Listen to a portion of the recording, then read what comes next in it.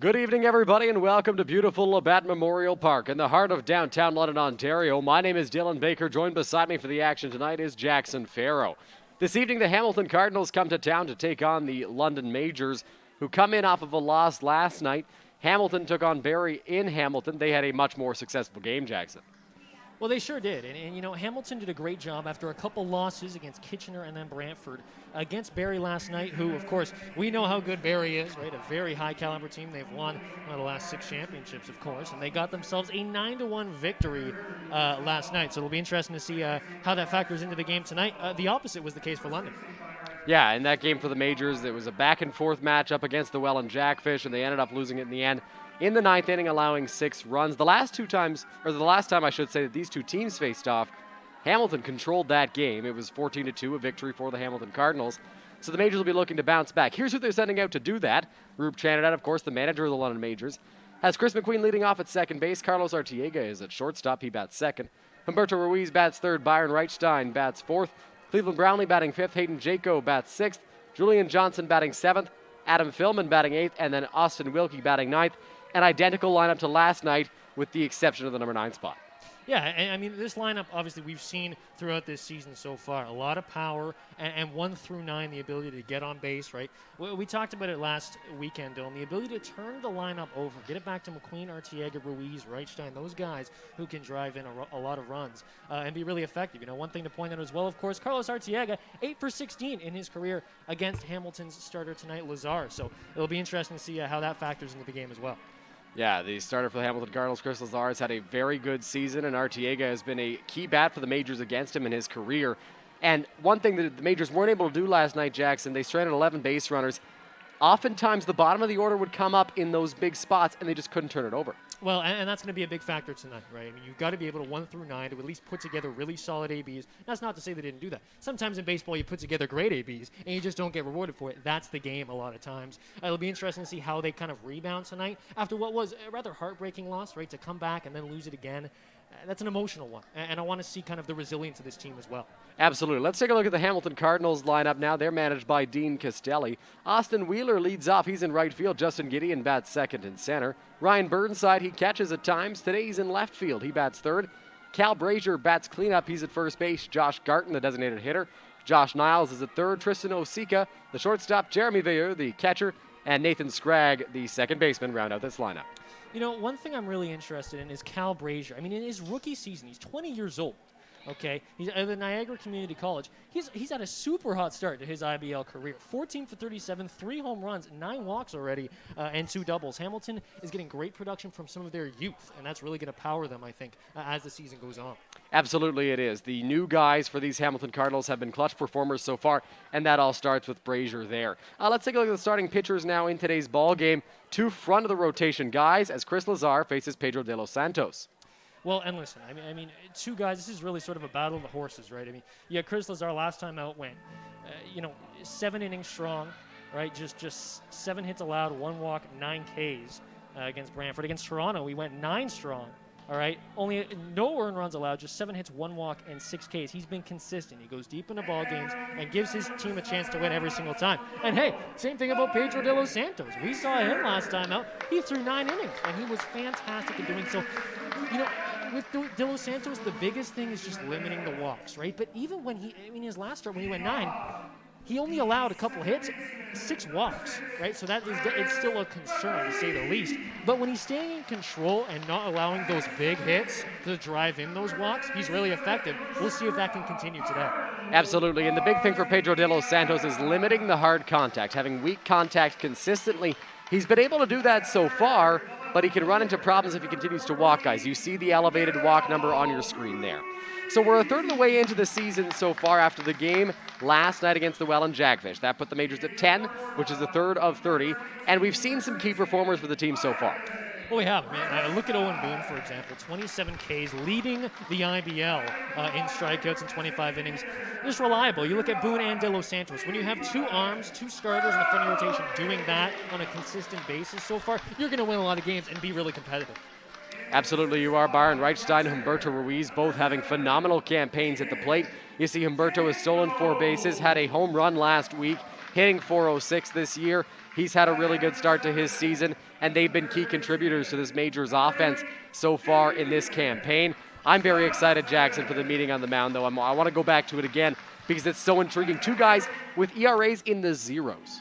Well, and that's the thing. Like, we don't see that very often, right? It's still early on, but we are seeing now, it's not just a small sample size anymore. These are two arms who have been dialed in, and dare I say dominant, I think, so far in the IBL, the both of them, in different ways, though, right? De Los Santos, yes, he'll allow maybe a couple too many walks, but ultimately he's able to get out of it, controls the game really effectively. We could have a pitching duel on our hands tonight, and I kind of hope so. You know, some baseball fans don't love pitching duels. They want to see, you know, home run derbies, but maybe call me a purist, call me old-fashioned. I love a pitching duel just because of the fact you see two guys going back and forth on the mound. A lot of competitive aspects to it for sure. Absolutely. It's exciting to see those guys locked in. All right, we'll set it down to field level now for the national anthem.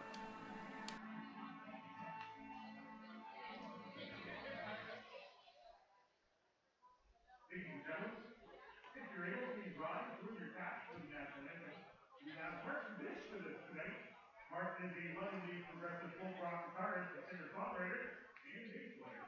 Born in Quebec City, raised in Toronto and Brantford, young Martin picked up the bass guitar at a very young age, never put it down. Guitar came along later, and most recently, piano and voice. His eclectic range of influences include jazz, rock and roll, progressive and folk styles, and classical music. Martin entered the London music scene as the bassist for a local band, Kaylee, and has played with various musicians in London and Kitchener Waterloo. Martin has spent the better part of the last 2 years evolving into a singer-songwriter, working with mentor, coach, and Briner, and most recently is developing vocal techniques with Gideon. Ladies and gentlemen, Martin Dish.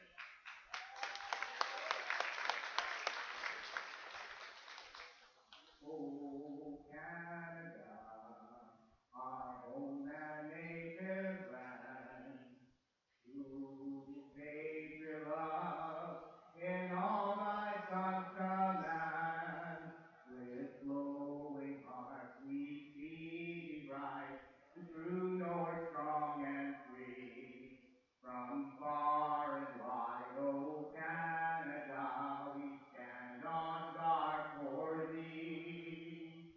God keep our land glorious and free. Oh Canada, we stand on guard for thee. Oh Canada, we stand on guard for thee.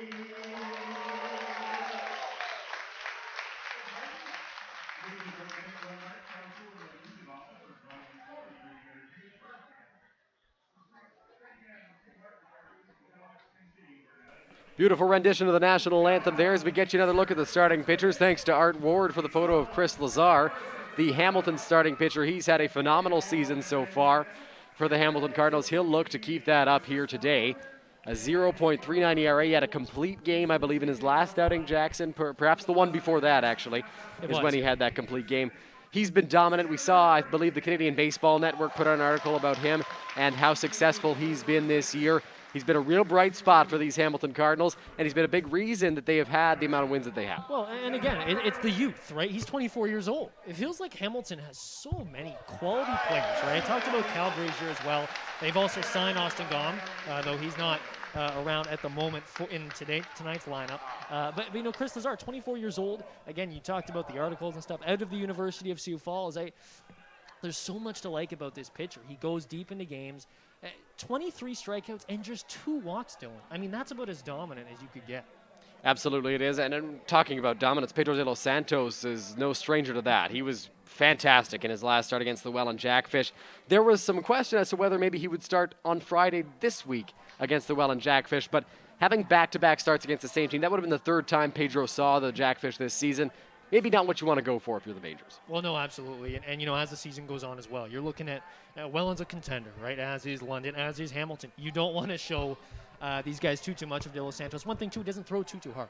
It's not that he has overpowering stuff. So if they get a read for his off-speed and maybe the sequencing that him and Jayco have begun to develop, that could be a problem. So I completely understand why that would be the case. But regardless, every time he's up there, he gives the Majors a chance to win bottom line. You definitely can't take that for granted. He's a workhorse as well, and you know who else is a workhorse? Hayden Jayco behind the plate. Yesterday in the ninth inning, we saw him take a ball off the arm. He left the game immediately, and Evan Britt came in to catch. There was some question as to whether Jayco would play today, but he's back in the lineup.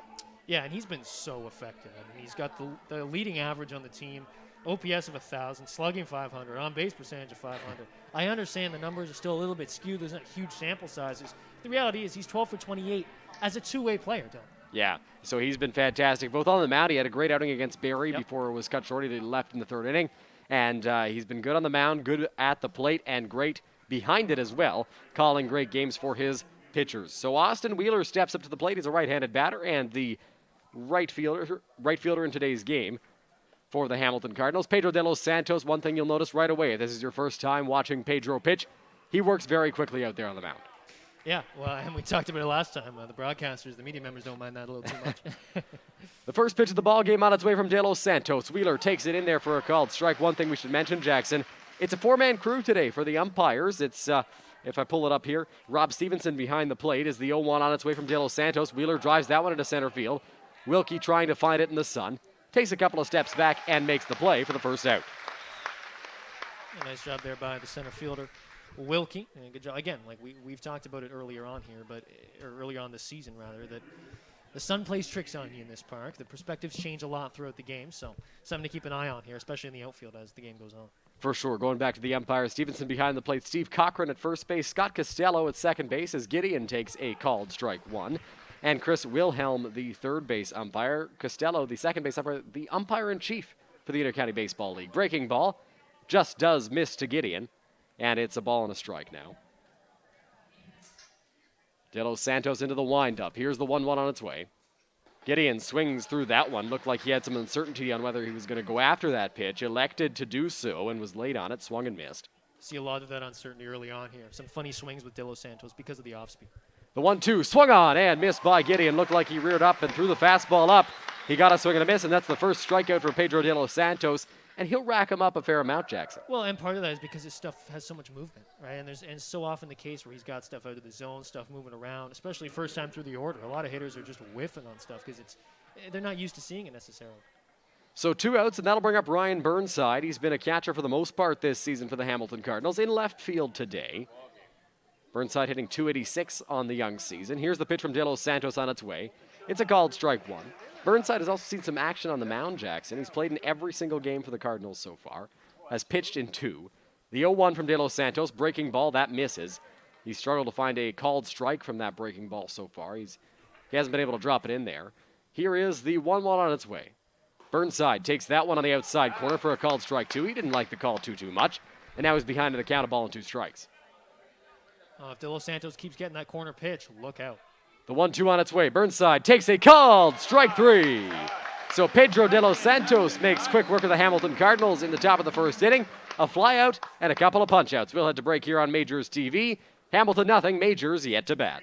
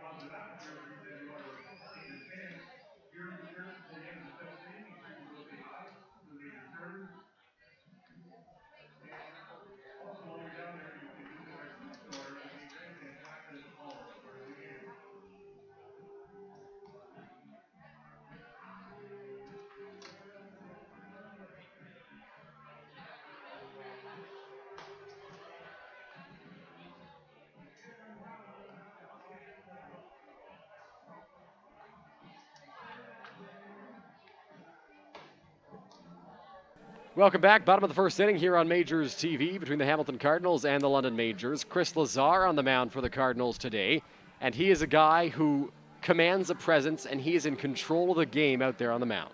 Yeah, we noticed him kind of directing the troops around a little bit, directing his catcher on kind of where to stand and stuff. Hey, you know what? You're an ace in this league. I guess it gives you the right to do that, right? and you know, clearly it's working for him. Absolutely. And Lazar has worked a lot with Ryan Burnside behind the plate. I don't know how much he's worked with Jeremy Veilleux, who is behind the dish today for the Hamilton Cardinals. So we'll see if that impacts him at all, although he is a very talented arm, so I doubt that's what will happen. As we get ready for action, they will throw the balls in, and the next pitch will be thrown down to second base by the catcher Veilleux. It'll be Chris McQueen, Carlos Artiega, and Humberto Ruiz due up for the London Majors to start this bottom of the first inning.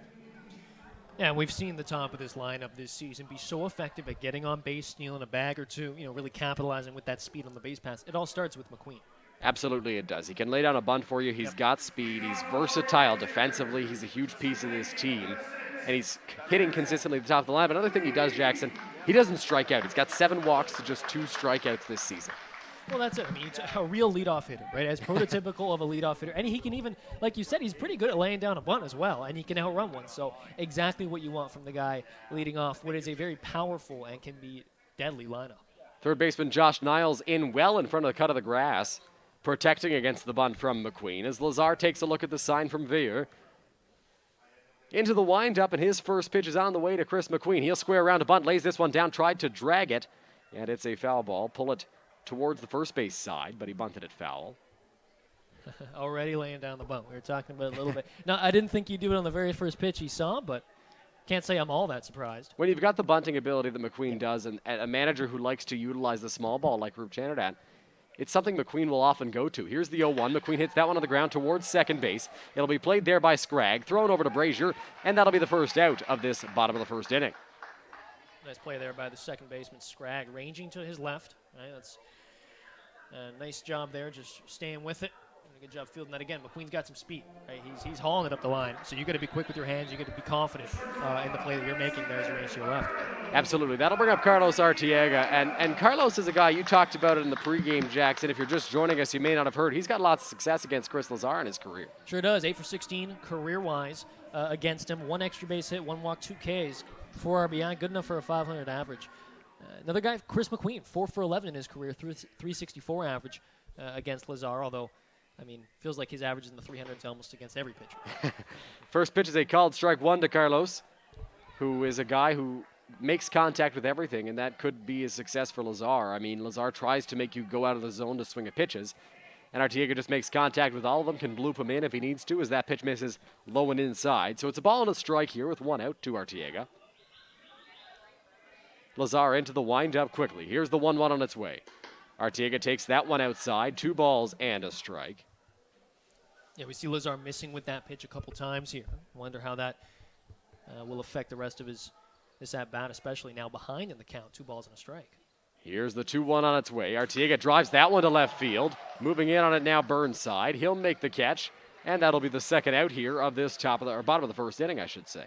And both these pitchers, they work fast, don't they? And, they sure do. You kind of understand why, because it's been clearly something that's led to a lot of success for them early on this season. So why stop?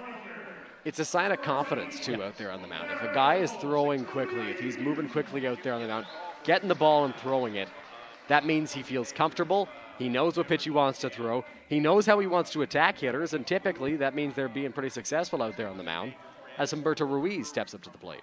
Ruiz 1 for 8 in his career against Lazar. Not the best numbers, just a 125 average with a couple strikeouts. Here's the first pitch to Ruiz. He lines that one hard, foul territory, and he was a little bit ahead of that ball, so it's 0-1. Really enjoying seeing Ruiz in the 3-hole in this lineup. It's interesting, right? Not a ton of power. I think only 2 home runs career-wise for Ruiz. We saw one of those a couple weeks ago. But really interesting, a good option here with all the contact he possesses. Pops that one up on the infield. Going to be a tough play. It'll drop in front of Niles. He's going to have to hurry the throw to first. Not in time. Ruiz beats it out. A great stretch by Cal Brazier. But Josh Niles couldn't get to that ball, let it drop, and that cost him. That's a tough play. I mean, that one was hanging there for a while, but just couldn't pick it up, couldn't get to it in time. Artiega, like a lot of these majors, at the top of the lineup and the bottom of the lineup, has a ton of speed. and it hurt Hamilton there. Now with 2 out, if you're Lazar, you were really hoping to get that out. So you would have Reichstein coming up with nobody on, but now he's got a runner at first, and he possesses a ton of power. Maybe, Dylan, correct me if I'm wrong, maybe the best mix of hitting and power this lineup has. Absolutely. Byron's got a lot of pop, but he can also put the bat on the ball. Here's the pitch from Lazar. It'll be in there for a called strike one.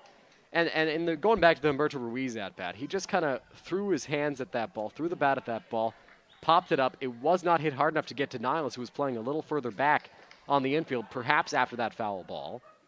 Lazar sets out there on the mound, takes a look over at Ruiz. Here's the pitch. Breaking ball. Byron swings through it, and it's 0-2. Yeah, might have been looking fastball there, maybe trying to pull one into right field. Just a little ahead of it there. Nice sequencing there as well by Lazar to throw the off speed in that situation.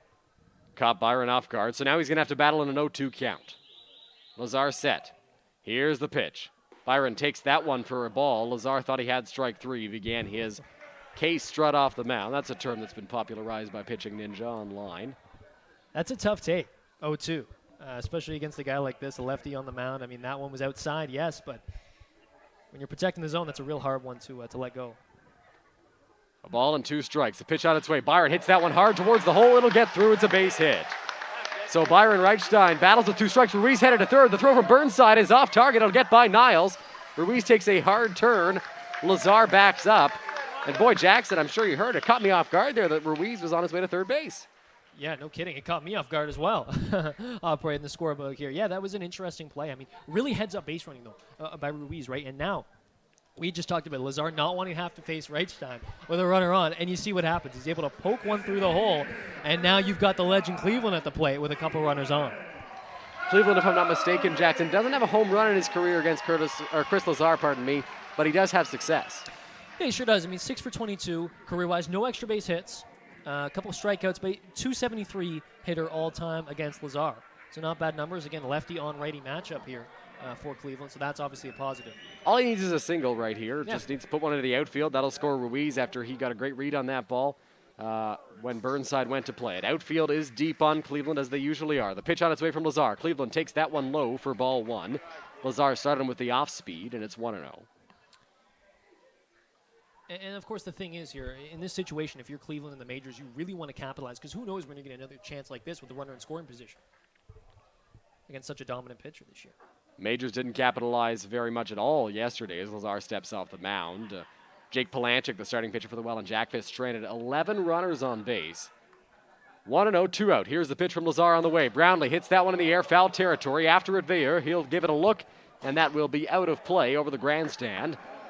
And it's a 1-1 count to Cleveland. It was ahead of that pitch. You know, one thing I did notice, just bringing this up early on here, Lazar has a 256 batting average against. So one thing that is clear is that when he does get into trouble, just looking at his ERA at .39 compared to the 256 batting average against, he's able to get into trouble when he does allow those couple base hits like we've seen in this inning. He stays calm and cool. That's so important. The pitch to Cleveland, he swings and misses at the off-speed there. And it's a ball and 2 strikes. He'll need to battle here on 1 and 2. He drew a good walk yesterday in the game where he fought against the starting pitcher Palanchik.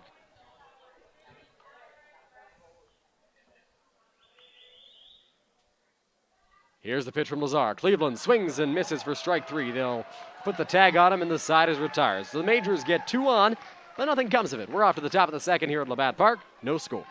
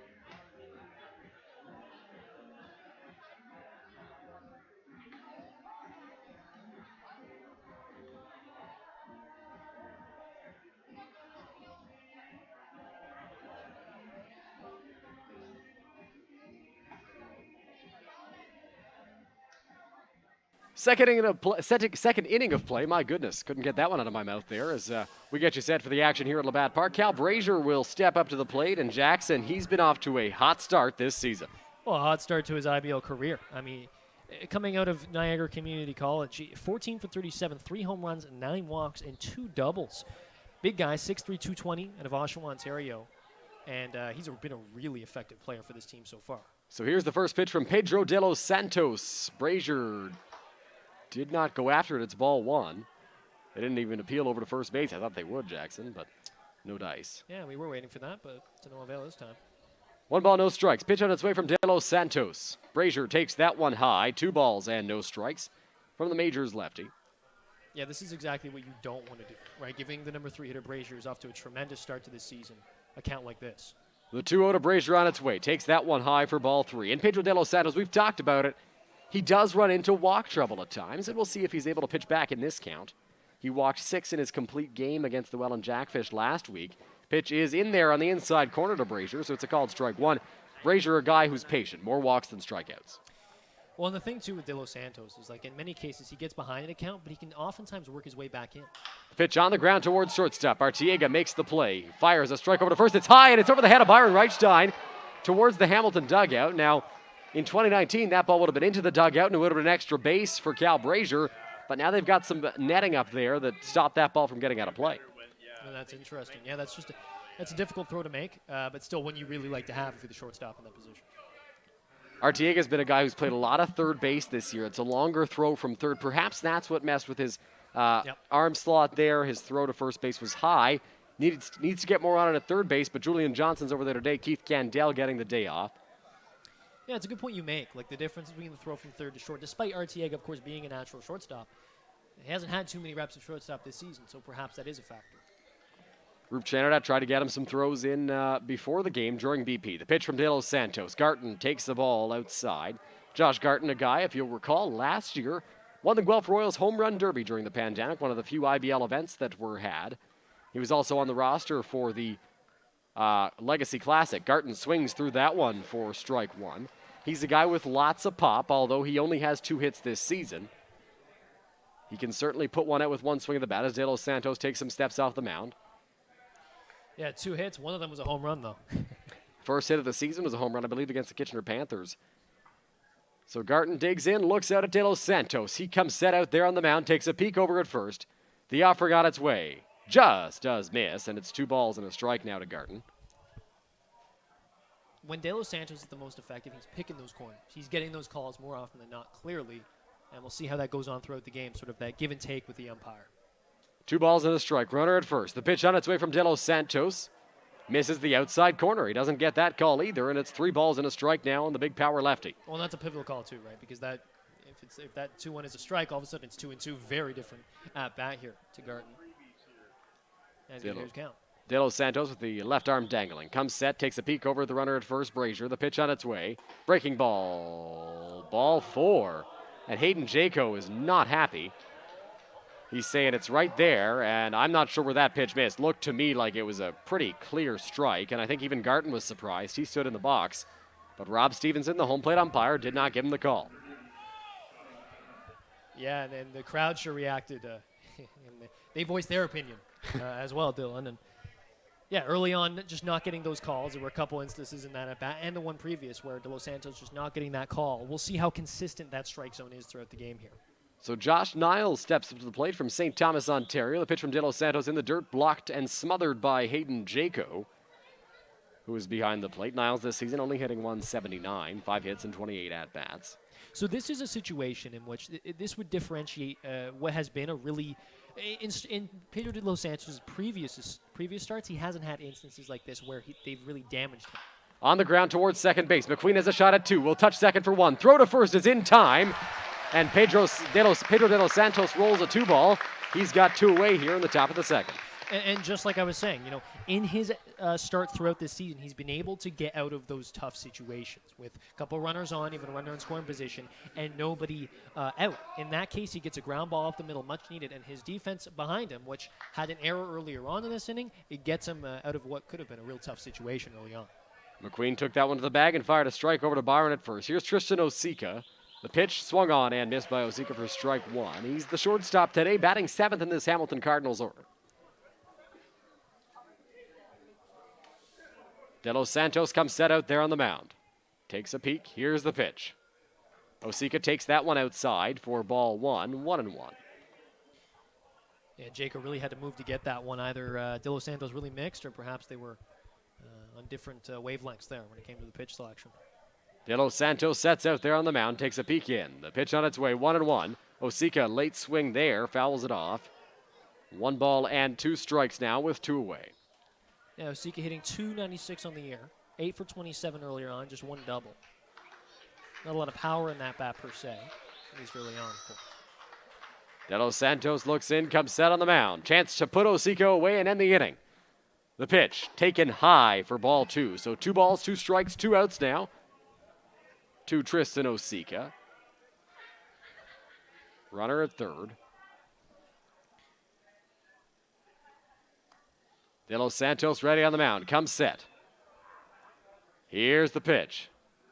Osika in the air, right center field. Going to be tough to track it down. Wilkie on the move. He will make the play and retire the side. So 2 guys get on base. De Los Santos escapes unscathed. We're off to the bottom of the second here at Labatt Park. Still 0-0.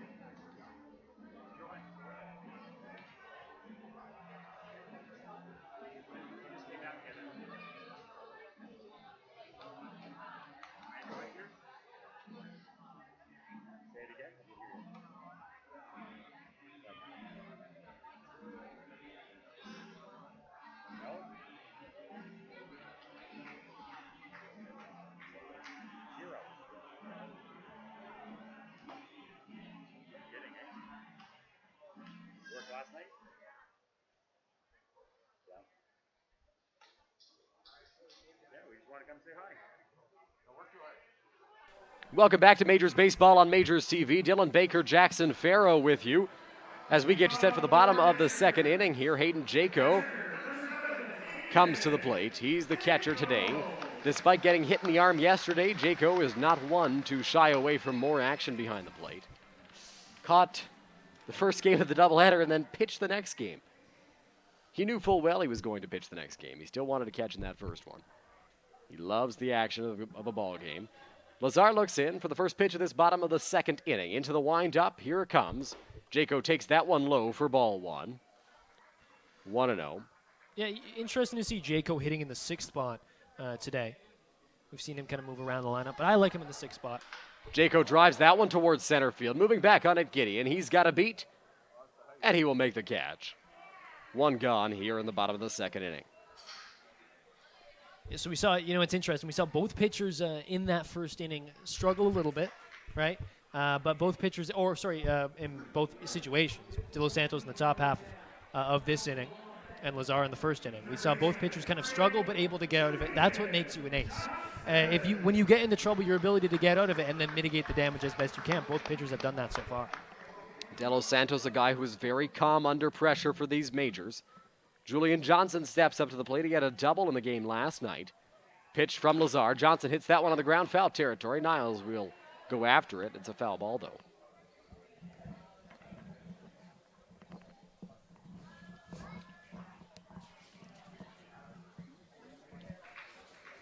Lazar into the windup. The 0-1 on its way. Johnson takes a big swing, comes up empty, and it's 0-2. Yeah, Lazar working ahead now a little more effectively, a little more efficiently as well. See if that continues as a trend here.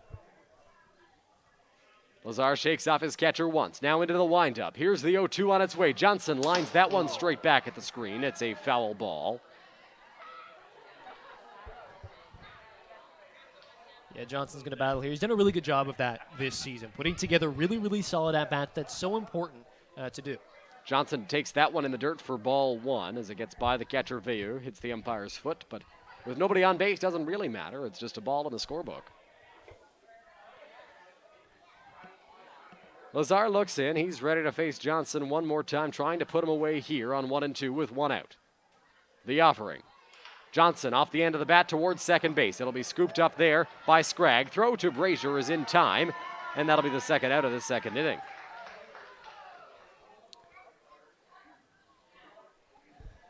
Yeah, and that's just a great job there by Lazar, right? You get to 0-2. Okay, now what's my plan? 1 in the dirt, and he comes back. Just, you know what? I'm just going to challenge him. Throw one outside that is sort of a tough one to think of, and try to figure out if it's a ball or a strike. Johnson's got to protect the zone. He just kind of throws his bat at it and ends up getting the ground out to get the first hitter in this inning retired. The pitch to Adam Fillman is a called strike 1. Fillman was in the lineup yesterday for the Majors. Went 2 for 5 with a strikeout. Into the windup, here's the 0-1. Philman takes that one on the outside corner, and he's quickly behind in the count 0-2. Still the highest among qualified hitters in pitches seen per plate appearance at 3.93, although it has dropped since last Sunday when I last brought up the stat. Philman lines that one into center field. It's dropping quickly, and Gideon's not going to be able to get there. So Philman gets jammed, but is able to get it far enough into center field and far enough away from Justin Gideon to get himself a base hit. Really nice job there by Philman. You talk about it, having good ABs, seeing lots of pitches. And, he's a guy, too, hitting in the bottom of this lineup. We talked about the importance of the bottom of the lineup, getting on, right, turning it over to the top end. And Philman, he's a guy who hit really, really well in University, Thompson Rivers.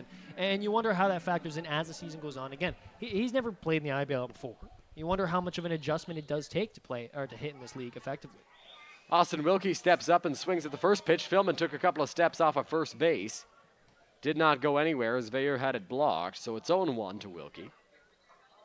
Was not in the lineup last night. In it here today. Last played during the doubleheader against the Barrie Baycats, where he went 0 for 3 in the second game. The pitch from Lazar. Wilkie checks his swing, and that's foul. It's 0-2.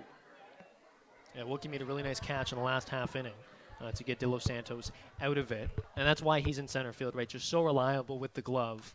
And such a useful piece, of course, when your center fielder is elite defensively like Wilkie is, and when you have a center fielder in right field in Philman. It's a big addition to your team and really benefits your pitcher as well.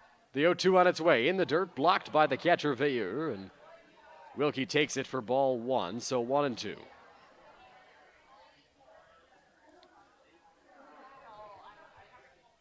Philman at first, Lazar out there on the mound, Austin Wilkie at the plate. Wilkie trying to turn it over for the top of the order with 2 out and a runner on. Lazar looks in, comes set, he's got the sign he wants. 1-2 on its way, Philman on the move. Wilkie hits that one foul. Count will remain a ball and 2 strikes. And a good effort there by Philman. Sorry to cut you off there, Dylan. But a good job just trying to get something going on the bases. You wonder if perhaps there was a hit and run on or what, but the 2 strikes, trying to get something going. Can be dangerous to hit and run with 2 strikes, Jackson, because you never know what Lazar has in his back pocket to throw up there. Pitch on its way. Philman not running. Wilkie gets jammed, flares it into left field. It'll be a base hit.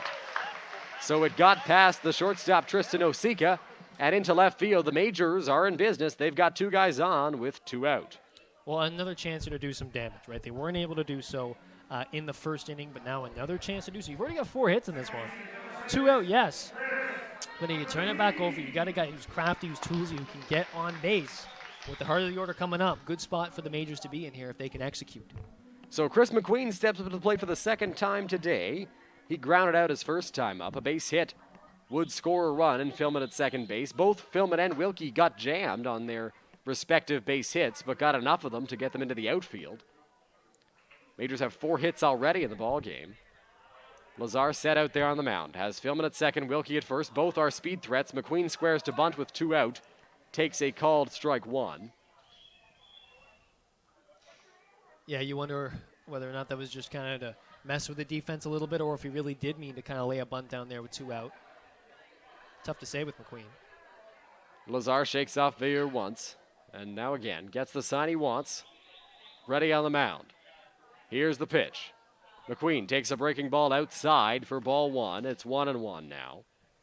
Yeah, and if you're McQueen here, you're just trying to put together a really, really good at-bat, right? See as many pitches as you can, collect more and more information on Hamilton's ace, do what you can to get on, pass the baton. Allows the majors on the bench to see some more pitches as well. Lazar at 33 through an inning and 2/3. Here's the pitch. McQueen takes that one in the dirt, scoots away a little bit from Veilleux, but not far enough, as that would have walked right into a throw to third base where they could have gotten Adam Fillman. So he stays put at second, and it's 2-1 to McQueen.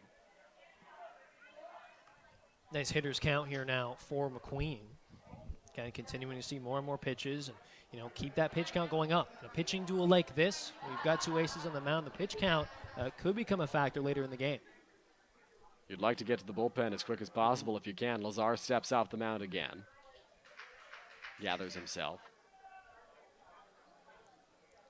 Beautiful night for baseball here at Labatt Park.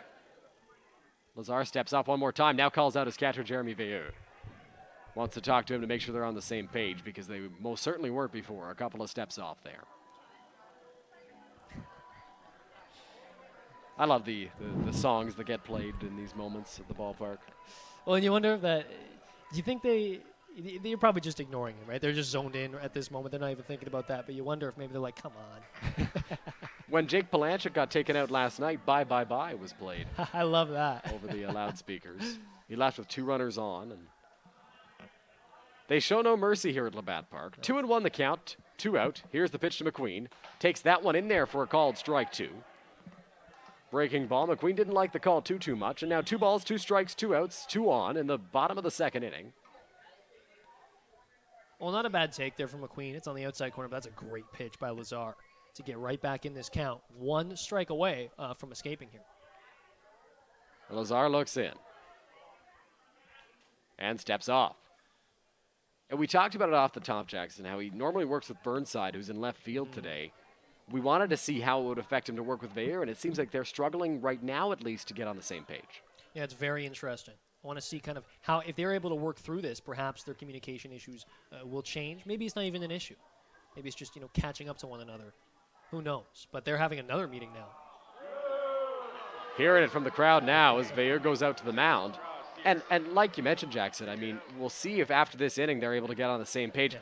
I think right there, Lazar calls Veilleux out to the mound and says, slider or fastball. Yeah, this is what I want to throw. It was quick as well. Yeah. No, that was a fast meeting. Lazar called him out, said, I want to throw this pitch, and then they went back. They separated. So 2 balls, 2 strikes, 2 outs. Lazar knows what he wants to throw now. McQueen ready in the batter's box in his crouch stance. Here's the pitch. McQueen drives that one towards the right center field gap. After it is the right fielder Wheeler, and he will track it down to retire the side. McQueen gave the Cardinals a scare, but Lazar gets out of it unscathed. We're off to the top of the 3rd inning. Still 0-0 here at Labatt Park.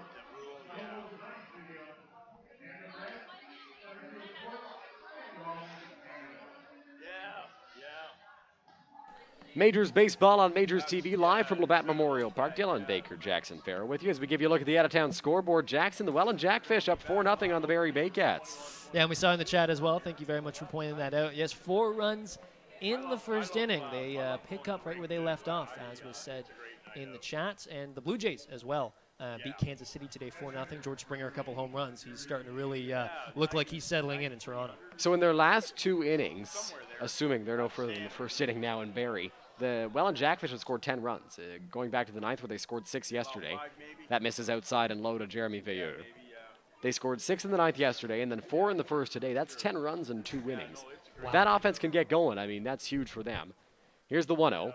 That's going to miss as well. They haven't been a bad offensive team, Jackson. It's just been more the pitching. If the pitching is on and the offense is clicking, that's tough to beat. Well, and they keep adding new hitters as well. That lineup, some really established ones. That's fouled off by Veilleux. So 2 balls and a strike now from De Los Santos. That'll be an interesting theme kind of throughout the season, making it a unique one, like which teams kind of make good signings throughout the year as restrictions continue to lift and things like that. The 2-1 on its way from De Los Santos, a ball inside. Of course, the border opens up to vaccinated American travelers on August 9th, and we'll see how that impacts the league, because for the moment, it's all guys who live in Canada. The 3-1, that's going to miss low. So Veilleux draws a leadoff walk here from De Los Santos, and the Hamilton Cardinals start the inning with the base runner.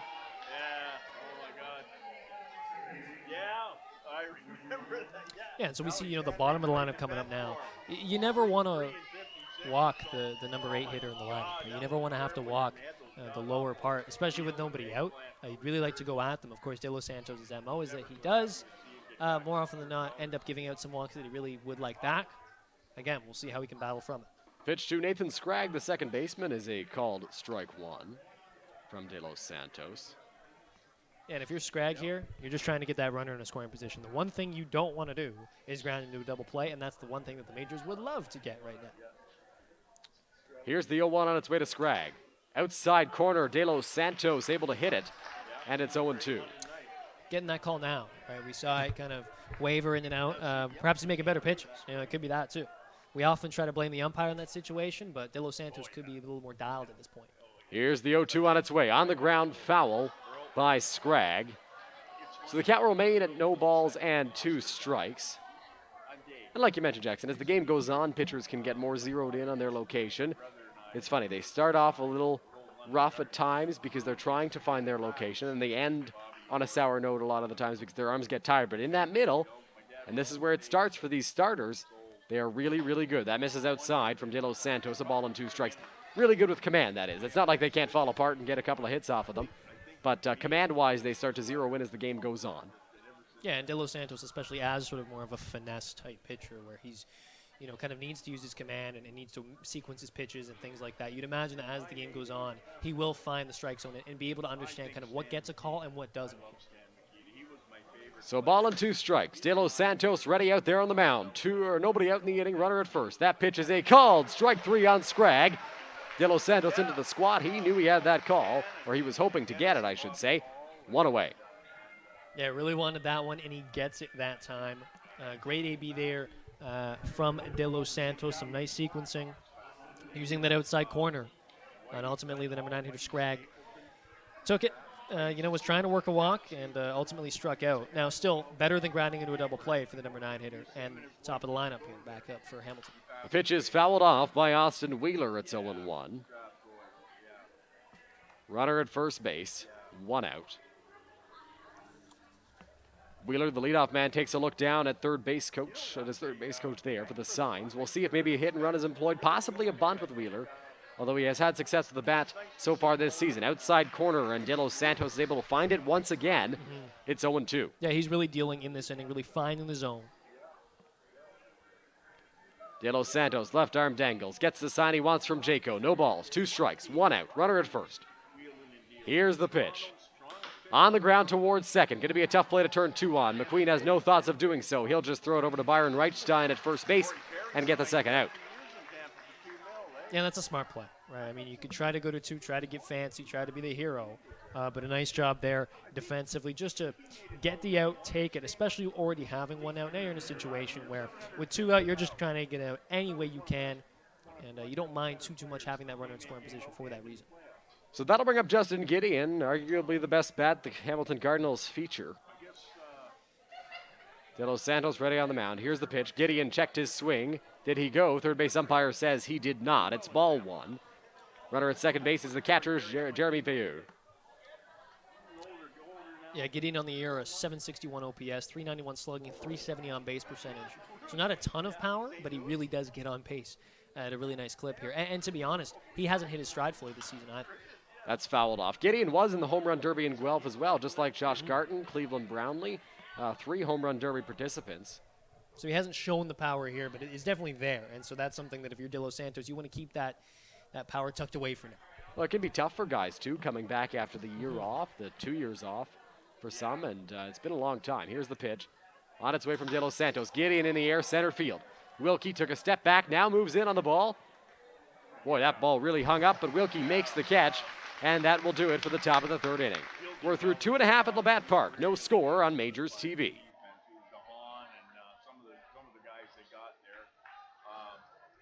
I was kind of glad to see him get rid of Zadora. I wasn't a huge fan of Zadora.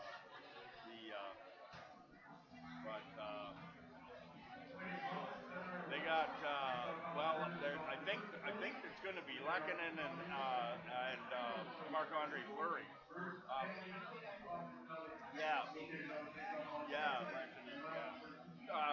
They got Malcolm Zubin there. He came.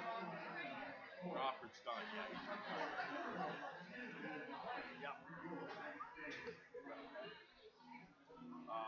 Malcolm Subban's a young guy, PK's brother,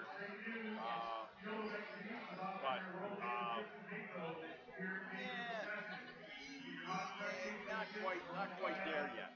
So Fleury will really solidify their goaltending, which they need.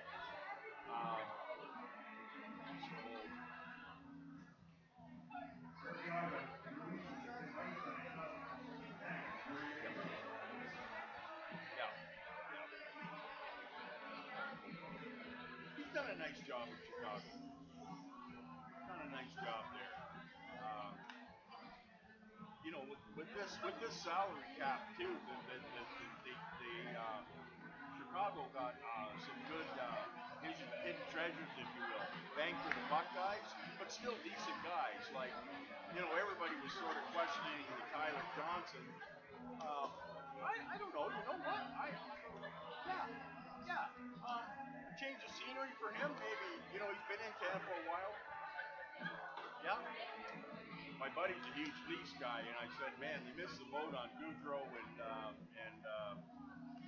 Coleman. I thought, Joe's not re-signing. They moved Foligno into Boston, and they re-signed Simmons. Yeah, Zach Hyman. Yeah. You know who's going to be on that line now? I think is they got was it Kirby Daw from Bottom of the third about to get underway here at Labatt Park. Chris Lazar out there on the mound, and to start the inning, Jeremy Farough, his catcher, will go out to see him. We saw they were not on the same page in the last inning. Yeah, and they were still able to escape the inning, obviously. It'll be interesting to see here how that communication kind of develops throughout the game, and whether or not, Lazar, when Lazar gets into trouble, that's one thing too. Like when things are going really well, I'm sure the communication is fine, right? That's the whole thing. So it'll be 2-3-4 for the Majors, Artiega, Ruiz, and Reichstein as Lazar steps off the mound again. He cannot get on the same page with his catcher, Bayer, and it looked like there was some frustration there as Lazar stepped off. Into the windup, here's the pitch. Artiega gets that one off the end of the bat, right back to the pitcher. Lazar spins, takes his time, and throws over to Brazier at first for the first out of this bottom of the third. Yeah, quick out there. I think much needed for Lazar. I wouldn't call his pitch count really inflated here. Only up to 37 here with one out in the bottom of the third inning, but it's something to keep an eye on, right? Especially with the fact that they played last night, right? And yes, they won big, so the big arms in that bullpen weren't, stressed, obviously. But still something to keep in mind as the game goes on, especially with his team struggling at the plate here too. Humberto Ruiz steps up to the plate. Here's the pitch from Lazar. Ruiz takes that in the dirt. Yeah, I guess. Yeah, Ruiz here, a really good spot for him. Again, we talked about the number 3 hitter. Not quite possessing the power, but a ton of contact ability to set the table for some of the power hitters coming up. So 2 balls and no strikes. And talking to Rube Chanadap before the season, he said that Ruiz added some muscle, and he feels that the power could be more prevalent this season than it has been in years past. The pitch, Lazar gets Ruiz to chase that pitch out of the zone. 2-1 now. Yeah, and you talk about kind of how obviously the pandemic has affected guys. You wonder maybe a couple guys in a good way almost having more time to train and dedicate themselves to a regimen. Time called by the batter, Humberto Ruiz. I believe I heard a come on from the crowd. They thought it was, once again, the pitcher-catcher combo struggling to get on the same page. 2-1, here's the pitch. Ruiz couldn't wait back on that breaking ball, and it's 2-2 as he fouls it straight back to the screen. Well, and now let's see how Ruiz can battle here. Right, with 1 out, again, power hitters on deck. Reichstein on deck, Cleveland after him, Jayco after him. See if he can put together a good AB here. The 2-2, Ruiz swings through that one for strike 3, so 2 away now in this third. Yeah, so not the case there, but you see Lazar's stuff really coming through there. Right, sequencing his pitches well. Finally on the same page as the catcher, Veilleux, it seems, at least at the moment. You know, you talked about the pitch count for Lazar. It feels like that 1 pitch out to Carlos Artiega was so huge because you want to be around 15 pitches per inning. If he can retire Reichstein in good fashion, he hovers right around that at the end of this one. So the pitch from Lazar is on its way. It's a called strike one. That's pitch number 43. And if he can retire Reichstein quickly, he puts himself in a good spot. So that 1 pitch out was huge. He hasn't had a clean inning yet. The pitch, Reichstein pops that one up on the infield. Niles chasing after it. Now Veilleux out of the crouch, and nobody's going to get there. Veilleux was very slow to react to that ball. Niles tried to come in on it, but couldn't make the play. Yeah, both the third baseman and the catcher, they're running desperately after it. Obviously, it would have been their ticket out of this inning. So as they always tell me when I hit a foul ball that doesn't get caught, second life here. Yes. For Byron Reichstein. And trust me, Jackson, that happens a lot. Here's the pitch. Swung on and missed by Reichstein. So you talked about Lazar not having a clean inning yet. There's the first one, Jackson, as we head to the 4th on Majors TV. It's been a pitcher's duel so far. No score at Labatt Park.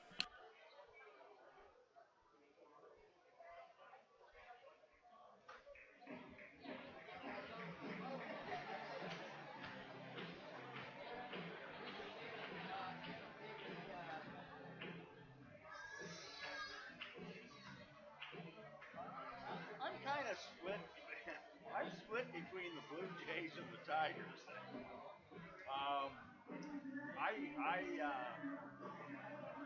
I like them both. I follow them both. But yeah, I got a chance to go to America and watch the Jays in Detroit, and then I get a buddy of mine. We go to a few Jays games too, so that's kind of nice too. I've seen Detroit, Toronto. I used to go to the old Tiger Stadium years and years ago. I've been there quite a few times actually, but I never had a chance to go to Comerica, and so I got an opportunity to go. And beautiful ballpark. I like the natural grass. It's a different feel than when you're watching the Jays in Toronto. It's a different feel to it. Nice ballpark. Got some good talent there. Some of these young guys are deep, you know. Yeah, I think so. The bullpen has hurt him a bit this year. They got that.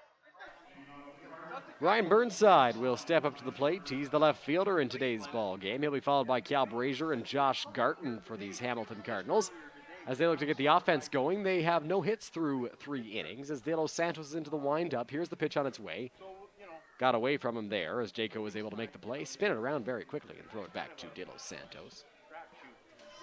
De Los Santos into the windup again. Here's the pitch. Popped foul by Burnside. It's 1-1. And one thing I've seen a lot of here is Hamilton hitters not really being able to square up a ton of pitches that De Los Santos has thrown so far. The 1-1 is inside on Burnside, so he turns away from that one, and it's 2 balls and a strike now. And, like, if De Los Santos can ever just consistently get ahead in counts, you know how effective he's going to be? Beautiful breaking ball there, gets a swing and a miss. But go. as you mentioned, Jackson, I mean, like, if he can get ahead in counts and not lose batters too quickly, that's going to be huge for his success. Here's the 2-2 from De Los Santos. Called! Strike 3 for the second time today. Burnside goes down looking, doesn't like the call this time either, and there's 1 away. Oh, great sequencing there by De Los Santos. Gets a big strikeout. And now as he works through this lineup, I mean, that's so big, right? Because Brazier coming up, like we've talked about, having a fantastic season so far. You would really not want a runner on in that situation. You get the first out, just like Lazar did in the previous inning, in a rather fast fashion as well. Here's the pitch. That's a called strike 1 to Cal Brazier on the outside corner. And we see a lot of that with Hamilton, like these younger players, like really having a focal part, or being a focal point of their team. Swing and a miss there from Brazier, and it's 0-2 from De Los Santos. And I find that really interesting because in many cases, there's a lot more vets on some teams, whatnot. I mean, London isn't exactly a young team, for example. But I find it really interesting. Hamilton does like to go young. They have a great junior program. I spoke with GM Jeff Lounsbury back in the offseason about it. They really value that kind of thing. And I think sort of fostering that sort of development mentality. Into the windup goes De Los Santos. The 0-2 on its way. Just does miss the outside corner. Brazier takes that one, and it's 1-2.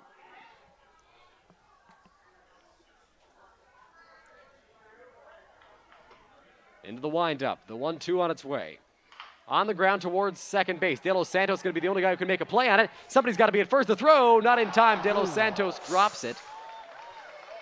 As De Los Santos and Brazier collide, we hope everybody's all right. We'll see how that's ruled. Yeah, and that was a situation where, no one was covering the bag, Dylan, like you said. It was a really sort of in-between ball, right? And the pitcher, De Los Santos, did go for it, as did the first baseman, Reichstein. No one's on the bag. As De Los Santos is trying to get back to the bag, he actually upends Brazier there, who goes tumbling. And it looked very, very alarming. So, we hope that everyone involved is okay. It'll be ruled an error, so De Los Santos is going to get checked on here by Roop Chanardad, the manager, and the trainer as well. Brazier seems to be okay at first. De Los Santos didn't show signs of being hurt until he got back to the mound. Yeah. Julian Johnson in there, as well as Carlos Artiega. Perhaps it looks like he's moving around, he's moving his legs around. He's going back to the mound now. I wonder if maybe he rolled his ankle or something as he went to the base and collided with Brazier there. I think that's what it was. They collided really hard. By the way, De Los Santos was backing into the bag and upended Brazier, so it kind of came out of nowhere, if you will. And you hope everyone's okay. It looks like Brazier, as you said, Dylan, is okay at first base.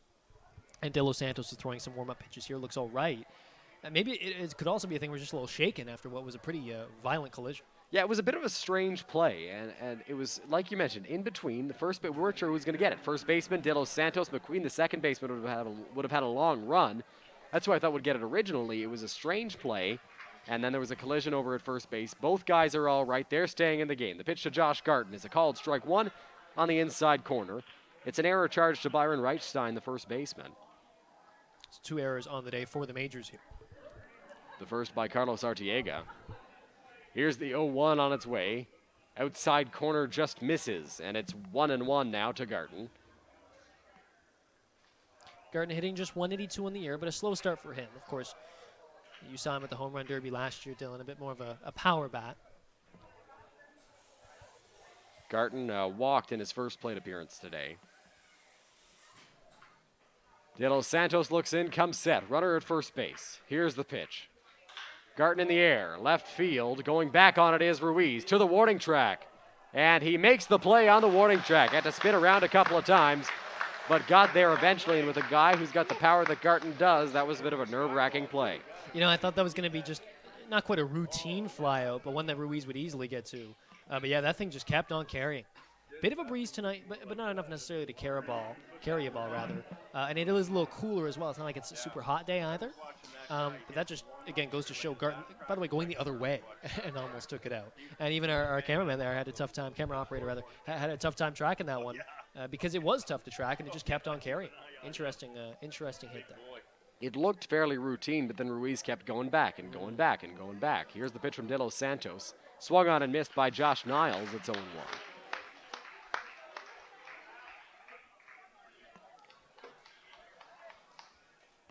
Well, now, and if you're De Los Santos, you're like, one thing I've been keeping an eye on is kind of how does he react after that incident at first base? It looks like he's dialed and didn't affect him too much.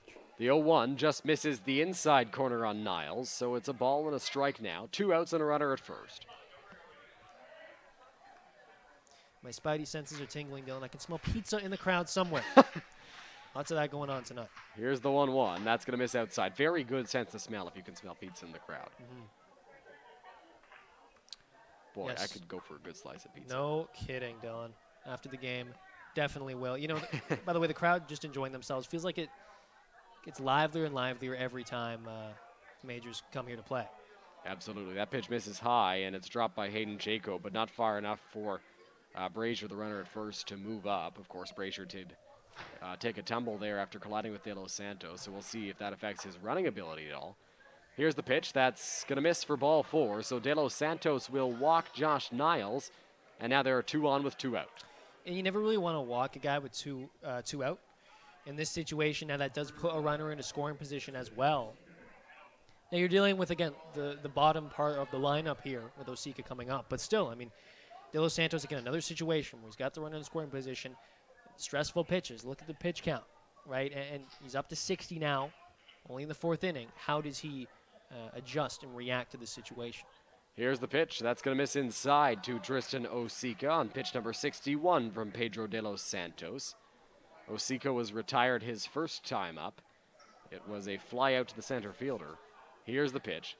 Osika takes that one on the outside corner. He thought that was outside. He pointed at it, tried to push it away. If only that worked.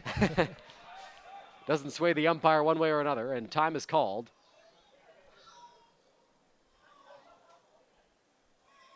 Trying to figure out why. It looked like the second base umpire, Scott Costello, called time. Everyone was looking back. Not sure what's going on there. Here's the pitch. On the ground towards third. Johnson just has to touch his bag. That's exactly what he'll do, and he'll get out of the inning for Pedro De Los Santos and the Majors. We're off to the bottom of the 4th here at Labatt Park. It's been a pitcher's duel so far, no score. Those are the nice, yeah, exactly.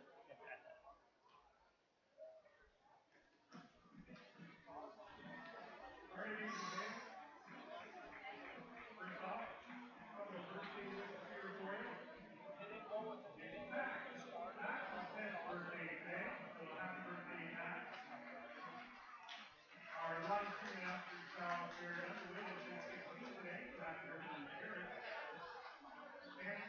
And all of you, please help us with our order of children here. We're saying that a very happy birthday for tomorrow, Sunday the 3rd. Happy birthday from all the Mason family season.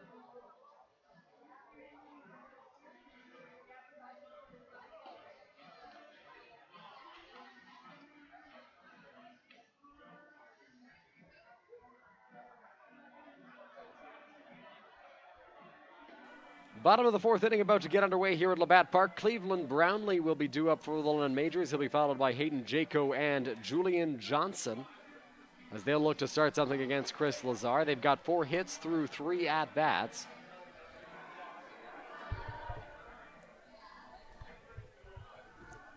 Lazar has been cruising for the most part. When he gets into a jam, he's able to work his way out of it. Well, and you know what? The one big thing was the last inning where he finally had a clean inning. And it looked really dialed. Got a couple big strikeouts. And you wonder now if maybe that's him and Veilleux now on the same page, and perhaps this is really the start of what could be a couple dominant innings here for Lazar, potentially.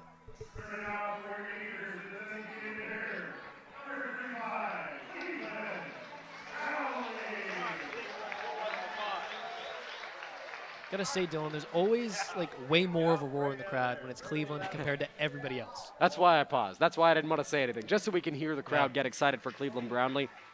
And boy, I love his walk-off song. I'm the man. That's confidence here. Pitch from Lazar. Brownlee drives that one to center field. Gideon moving back on it. Now towards left field. And he'll put this one away. So it's a fly out on the first pitch from Cleveland Brownlee. And I talk about confidence. Cleveland's got every right to use that as his song. He's been doing this for a long time here at Labatt Park for these majors. And still putting up the long ball. And numbers for this team is another first pitch out to start an inning for Chris Lazar. That's big, right? We're controlling that pitch count, controlling the inning, and especially in the middle of this lineup. Last thing you want to do is, giving out free bases potentially, or just having to deal with the, at-bats that use up a lot of your pitches. So Hayden Jayco steps up to the plate. He's 0 for 1 on the day. Flew out to center field. The pitch. Jayco takes that one inside and in the dirt for ball 1. The Cardinals wearing their red jerseys with their white pants. Here's the pitch. Jayco drives that one down the right field line, but that is well out of play for a foul ball. And onto the hillside. Don't believe anybody made the play. 1-1. Yeah, like last time, Dylan, not too many gloves in the crowd in this one. Disappointing, Jackson. Here's the 1-1 on its way. Jayco takes high. Nope. Was that a strike, Jackson? I missed it. Sure was. Yeah, so Lazar moving ahead once again in a count, right? Really doing that, a good job of that here now as the game goes on. Here's the 1-2. Jayco drives that one to left field and deep. Moving back out at the left fielder Burnside to the warning track. That ball is gone. Hayden Jayco sends one out to left field, and the Majors take a 1-0 lead. Jayco with his first home run as a London Major puts it out to left field, and the Majors are on the board. What a special moment here for a guy who's had a tremendous start to his London Majors career, his IBL career. What power there. That one was absolutely destroyed. And we've seen flashes of the power. There's a reason he has a .500 slugging percentage. The fact that guy also pitches and catches is crazy to me. They dubbed him the Majors Shohei Ohtani when he got here. And it's obviously any two-way player in a league like this is going to get dubbed a Shohei Ohtani. But he's putting up the long ball now, too, so you can consider him the Shohei Ohtani of the Majors and possibly the IBL as well. He had a triple last night against the Jackfish. He's been hitting doubles. Here's the 0-1 to Johnson. Swing and a miss for strike 2. And he finally gets that home run. For Johnson, it wasn't a matter of if, it was a matter of when he was going to get that first long ball. He's been putting good swings on the baseball all year long. Jayco, that is, absolutely. Jayco, yes.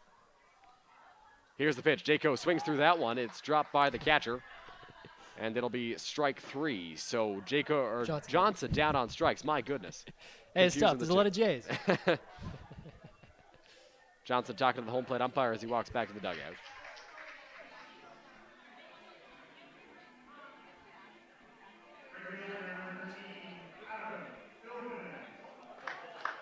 So Adam Philman steps up to the plate. He's 1 for 1. Popped a single into center field his last time up. Flares that one into right field. Going to be a tough play for Wheeler towards the line, and he'll make the grab. So a quick inning for Chris Lazar, but the Majors get some damage on the scoreboard. Hayden Jayco puts one out to left field. They lead 1-0 as we head to the 5th.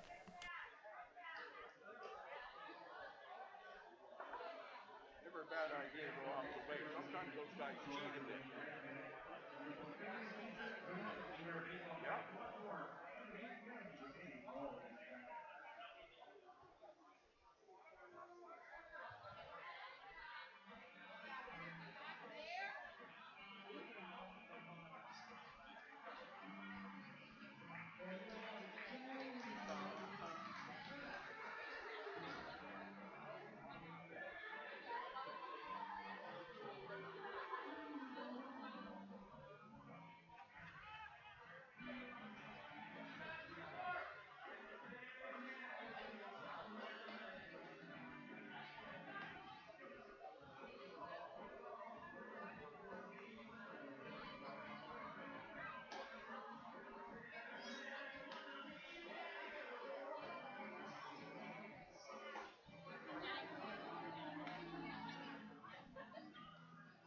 Ladies and gents, don't forget, please wear your masks when first. If you popcorn, go down and get yourself a snack. If you're not in your seat, please put your mask on. Thank you.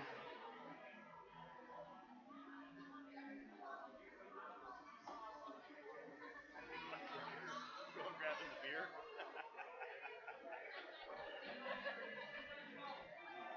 Oh, there's a smile. Look at that. That's awesome.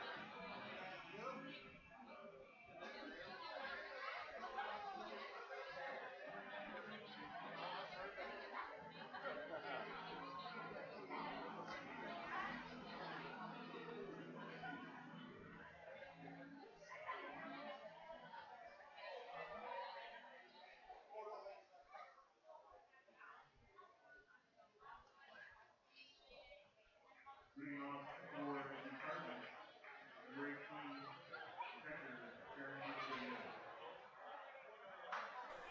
Top of the fifth about to get underway here at Labatt Park. The Majors lead 1-0 on the strength of the Hayden Jayco home run in the bottom of the fourth inning. Pedro De Los Santos out there on the mound. Here's the pitch.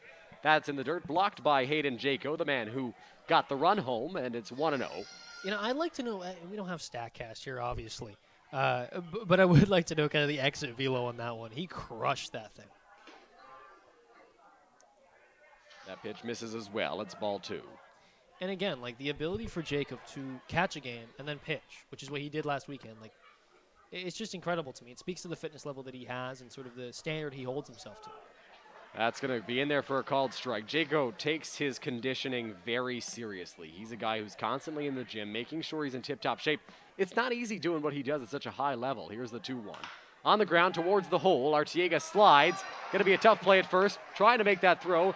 It is not in time, and that will be the end of the short-lived no-hitter as Pedro De Los Santos gives up the first hit of the ball game to the Hamilton Cardinals. It's only a matter of time. I think Hamilton's got a very, very talented lineup. And now, you know, again, the number 8 hitter reaches. Right, we see that again. And same thing as a couple innings ago. We'll see how De Los Santos can battle this time. He was able to escape without allowing a run last time. See if we can keep that going here. Here's the pitch from De Los Santos to Nathan Scragg. Takes a called strike on the outside corner. Third baseman Julian Johnson in front of the cut of the grass, protecting against the bunt.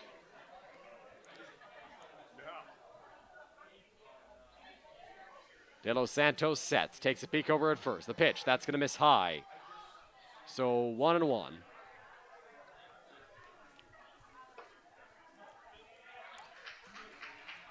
Scragg hitting .259 on the year. Just a .651 OPS so far, so a slow start for him. Here's the pitch from De Los Santos. Scragg swings and misses for strike 2, 1-2. And now when you're ahead, 1 ball, 2 strikes here to the number 9 hitter, you got to get him out here, especially with a runner at first. Top of the lineup coming back up. Hey, a ground ball up the middle would be nice if you're De Los Santos, of course, as well. Here's the pitch from Pedro. That's going to miss high for ball 2. 2 balls and 2 strikes now. I was wondering if maybe Scragg was going to bunt, but he didn't even square once in the at-bat. De Los Santos sets. Here's the 2-2 on its way. Scragg on the ground, back to Pedro. He's only got one play, and that's to first. The ball takes a funny hop on him, and Scragg beats it out.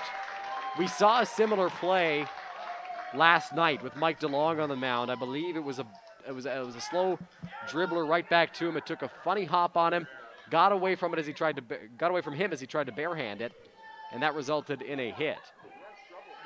Yeah, should note that that was also ruled a hit. So 2 hits now to kick off this inning for Hamilton. Now with the top of the lineup coming up, nobody out. This is kind of feels like one of those pivotal moments of the game here in De Los Santos' outing. He's up to in the 70s now of his pitch count. It's the 5th inning. See what he's got now in a tough situation with a runner in scoring position. Good spot to be if you're the Hamilton Cardinals.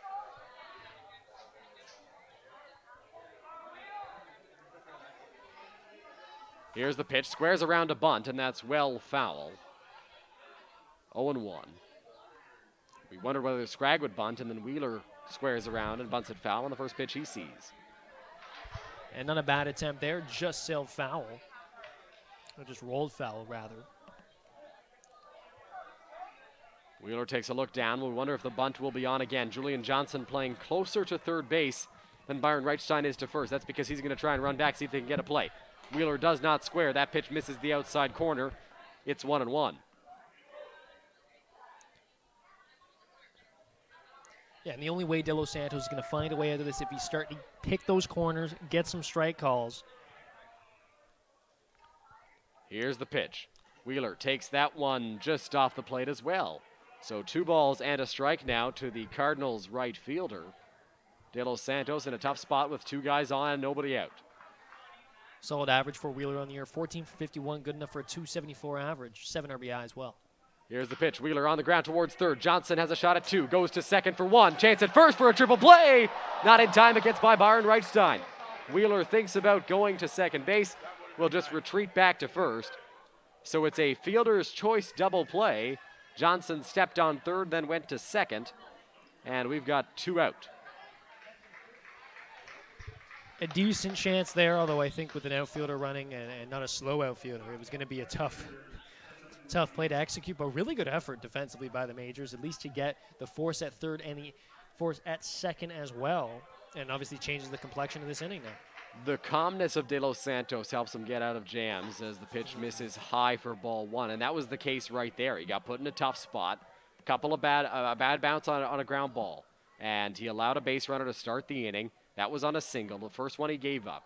Gives up another one the next batter and was able to wiggle out of it a little bit, gets 2 out as that ball's driven to center field. Right to Austin Wilkie, who takes a few steps back and corrals the ball to make the play. We're halfway through this one at Labatt Park. The Majors lead it 1-0.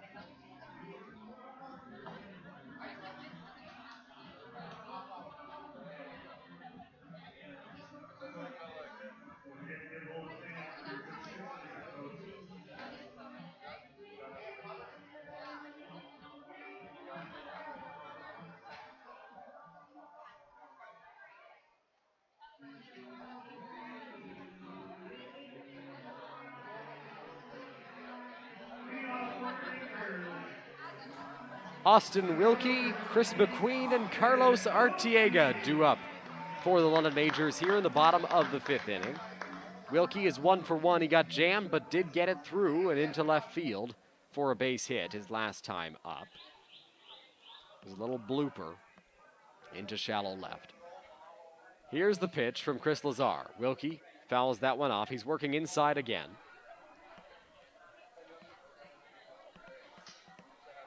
Yeah, not the strongest part of the Majors lineup here, so good chance for Lazar to continue the groove that he's sort of establishing now for himself. Here's the pitch from Lazar. Wilkie takes low for ball 1. It's 1-1 now. Wilkie in center field today. Adam Philman in right. He was in center yesterday with Byron Reichstein in right field and Keith Candell in the lineup. Here's the pitch. Wilkie swings through that one. Looked like Lazar took a little bit of something off of that, and it's 1-2. Nothing wrong with having 2 center fielders, that's for sure. Chris McQueen can also slot it in center field if you want an extra outfielder. Into the windup goes Lazar. Here's the 1-2 on its way. Outside corner, and he got it. It's a called strike 3. Wilkie thought that was outside, as did the couple thousand umpires in the crowd. That's 1 out, though.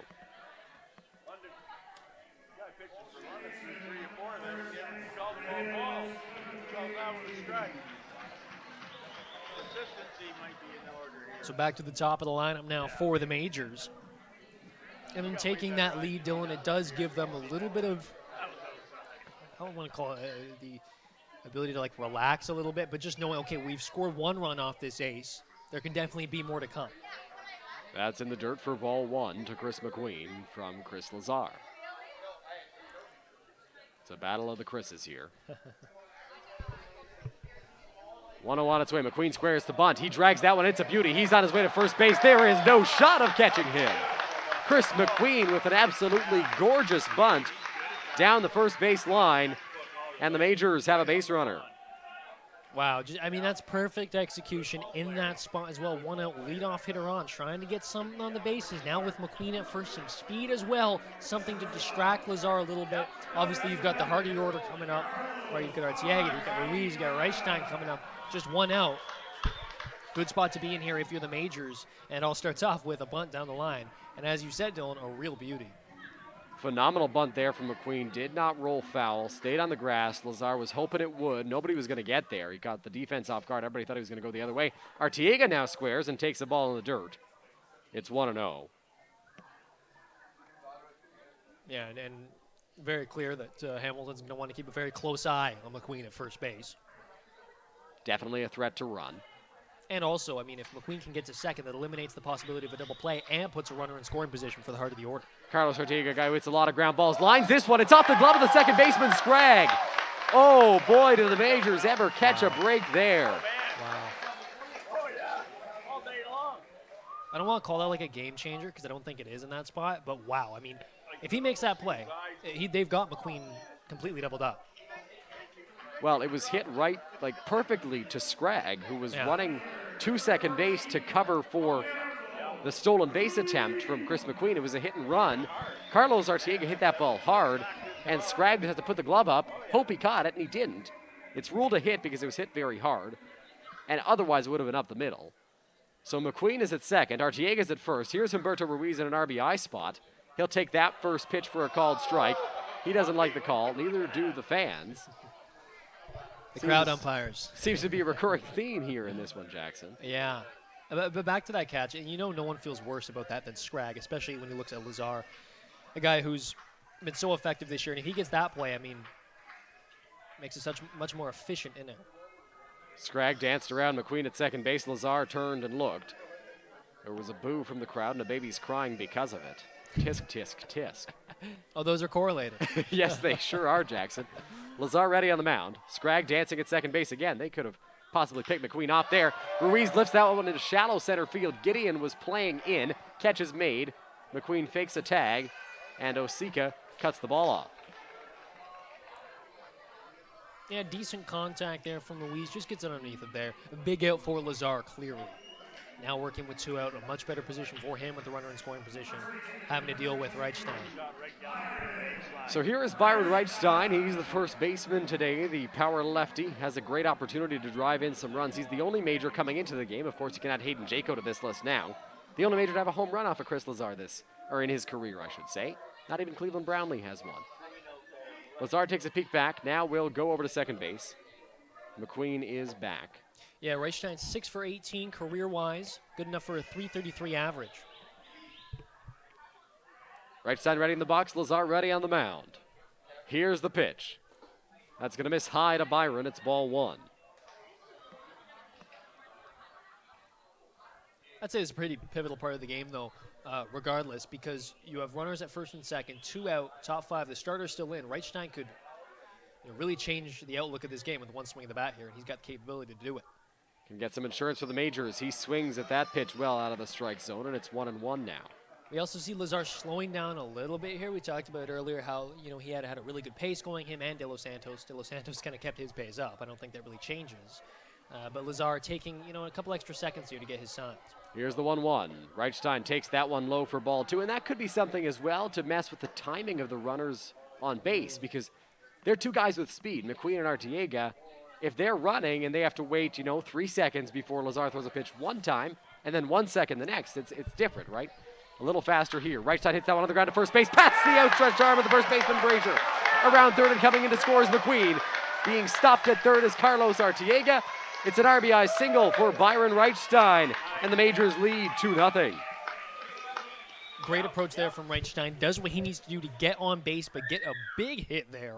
Huge RBI for the Majors and Reichstein here. Now 2 runs off of Lazar in this one, and they're not done yet. Still a runner in scoring position at third here. There's his music.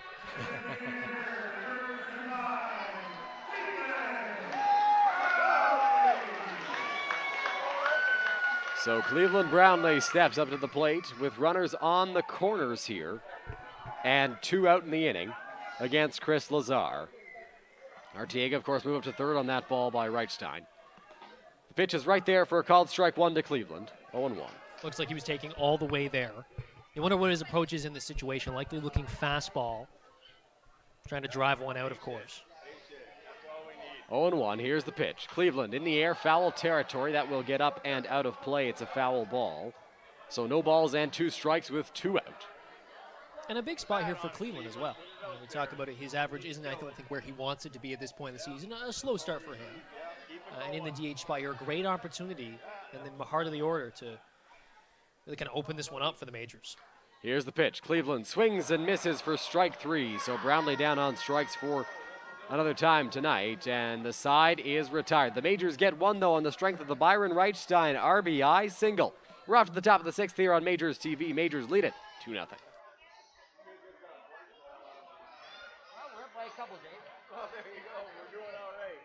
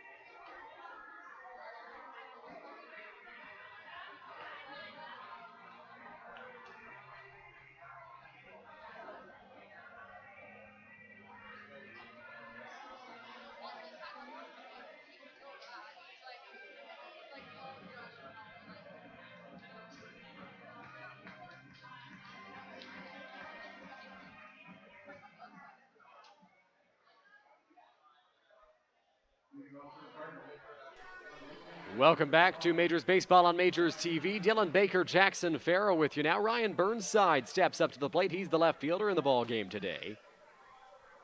He'll face De Los Santos for the 3rd time. Struck out looking both times at the plate. Here's the pitch. That's going to miss inside, 1-0.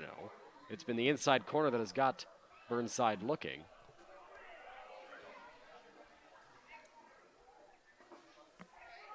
Called strike 1 on the inside corner. Or called strike 1. I apologize. My scorebook had it wrong. 1-1. Here's the pitch. That's in there for a called strike 2. Boy, he's working fast, isn't he? He's basically playing catch with Jayco right now. And that's how Pedro De Los Santos likes to work. If he's having a good game, that's the speed he moves at. And it's up to the hitters to adjust. Breaking ball misses high. 2-2. Not a bad look there. Just a little bit upstairs. Into the windup. The 2-2 on its way from De Los Santos. Swung on and missed by Burnside. He was hoping that maybe Jayco dropped it so he could run to first, but no dice. It's the 3rd strikeout of Burnside in this ball game for De Los Santos. Well, that's the kind of at-bat that I'm talking about, where he was in control that entire time. Working fast, working effectively. Again, I said it there. Looks like he's just playing catch with Jayco. But, you know, he's dialed right now, and when he misses, he comes right back with it. He's not afraid to try it again. Command the zone. That's what really De Los Santos he's going to try to do here as the game moves on. So Brazier steps up to the plate. He swings and fouls that one off. He's reached on 2 errors. Both errors have been against Brazier, and Reichstein committed the error his last time up. Artiega his first time up, so he's been on twice, but both of them have been on errors. He's down 0-1 in this count to De Los Santos. Here's the pitch. Brazier takes that one inside. Nearly had the corner, but it was a little too far inside on the fastball. And Jackson, I feel like that's a rare occurrence that De Los Santos will come with that fastball. He's all off speed. Absolutely, especially not on the inside. Went around there on that pitch. No doubt about that one. It's 1-2. Again, working ahead. But like you said, Dylan, yeah, that definitely is a difference. You wonder maybe now, as he continues to work through the lineup a couple times, maybe he does mix in some other pitch just to kind of throw him for a loop a little bit here. So a ball and 2 strikes. De Los Santos calls time. Steps off the mound, gathers himself, and gets ready to throw his next offering to Brazier. A ball and 2 strikes with 1 out. Into the windup. Here's the 1-2 on its way from De Los Santos outside. 2 balls and 2 strikes. Similar count when Brazier reached on his error the last time he was up at the plate. And that was the collision at first base there. Thankfully, everyone's okay after that. The 2-2. Brazier takes a pitch that is a called strike 3, and it was dropped by Hayden Jayco. Brazier is looking at the home plate umpire, Rob Stevenson, as if to say, well, he dropped it. Why are you calling that a strike? It was in the strike zone. Jayco just couldn't get a hold of it. Yeah, and for a second there, I thought they weren't going to call it a strike, and that Jayco may have cost his pitcher a strikeout there. But it looked like it for a moment. It did. The umpire took an extra second. Certainly a confusing play, and one that Brazier wasn't too happy with, but ultimately he'll go down. You know, you can't be issuing a guy like that too many free chances to get to first base. Right? He's too good of a hitter to do that, especially with the power hitter coming up now. So he's the 6th strikeout victim of the game for De Los Santos as Garton fouls that one off. 3 of those strikeouts have been Ryan Burnside, the left fielder. Garton hit one a long way to left field, but Humberto Ruiz was able to track it down the last time Garton was up. There's so much power. It's the swing. He has such a vicious swing. Does a great job of using his whole body to contort and gets so much power in that. Swung on and fouled straight back at the screen. It's 0-2. Garton takes a walk around the plate, gets ready for the next pitch. A little mosey around.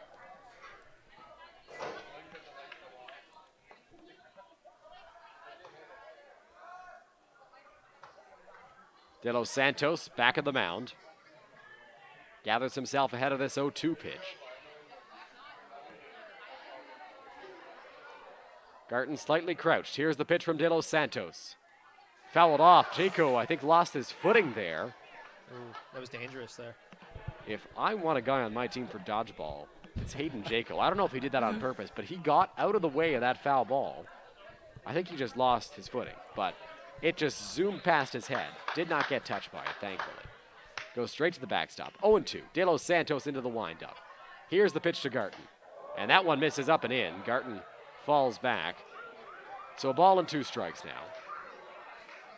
Yeah, it takes an extra second after that. And yeah, it was a dangerous one. Looks like it just got away from De Los Santos. Couple pitches getting away from him here.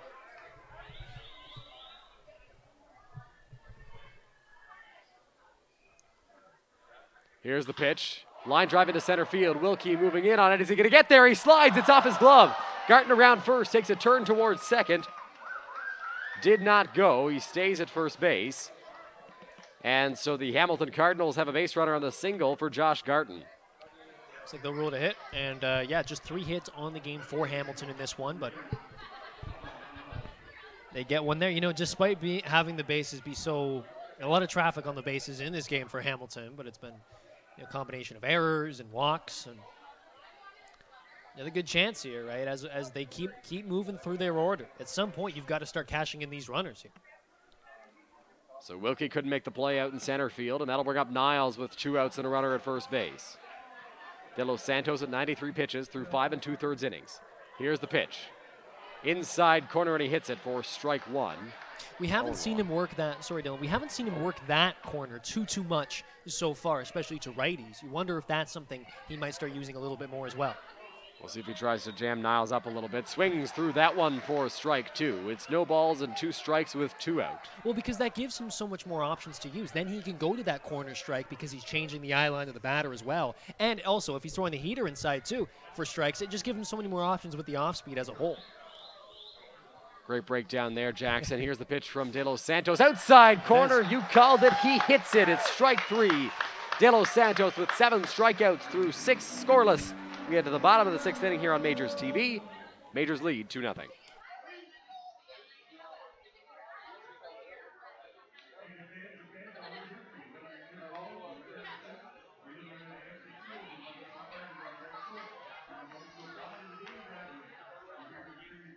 Game's rolling along pretty quick.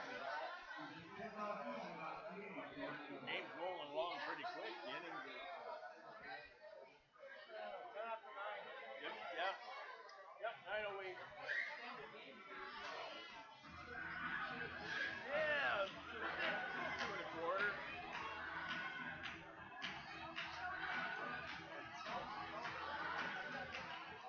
Last night's game was long.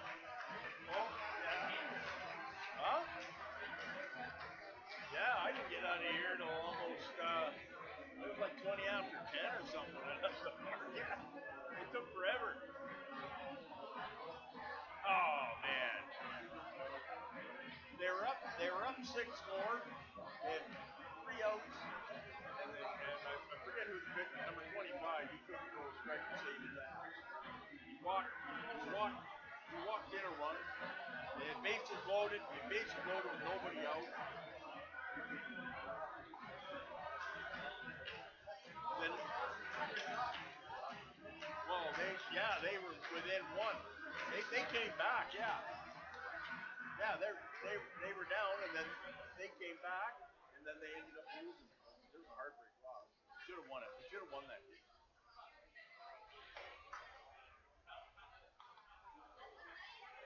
Bottom of the 6th inning about to get underway here at Labatt Park between the Majors and the Hamilton Cardinals. For the Majors, it'll be Hayden Jayco, who homered his last time up. Julian Johnson and Adam Fillman due up. As the Majors look to extend their lead, they've scored a run in each of the last 2 innings.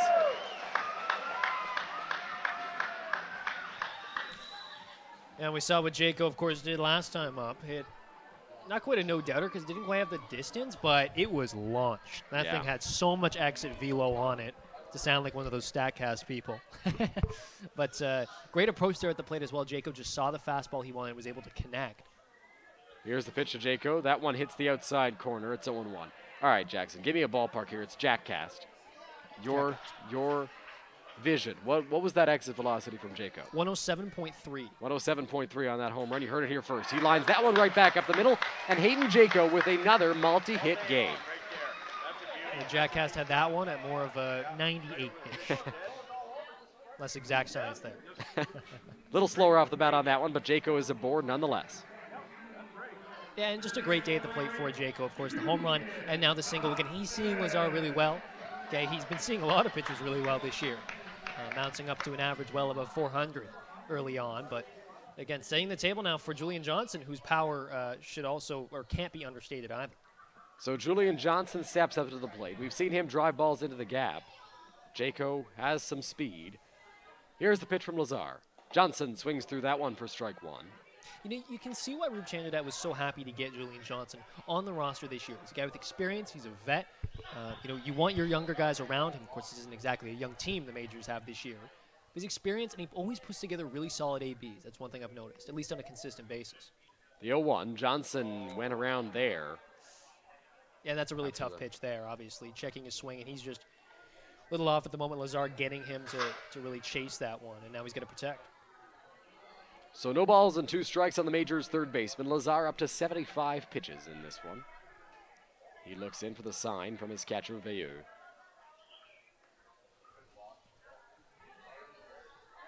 Taking a while to come set here. Now he does.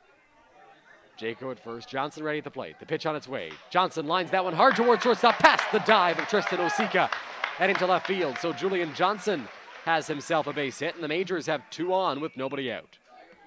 Yeah, possibly the starting of something going on here for the Majors. They now have 10 hits in the ball game, so they're really doing a good job of seeing Lazar.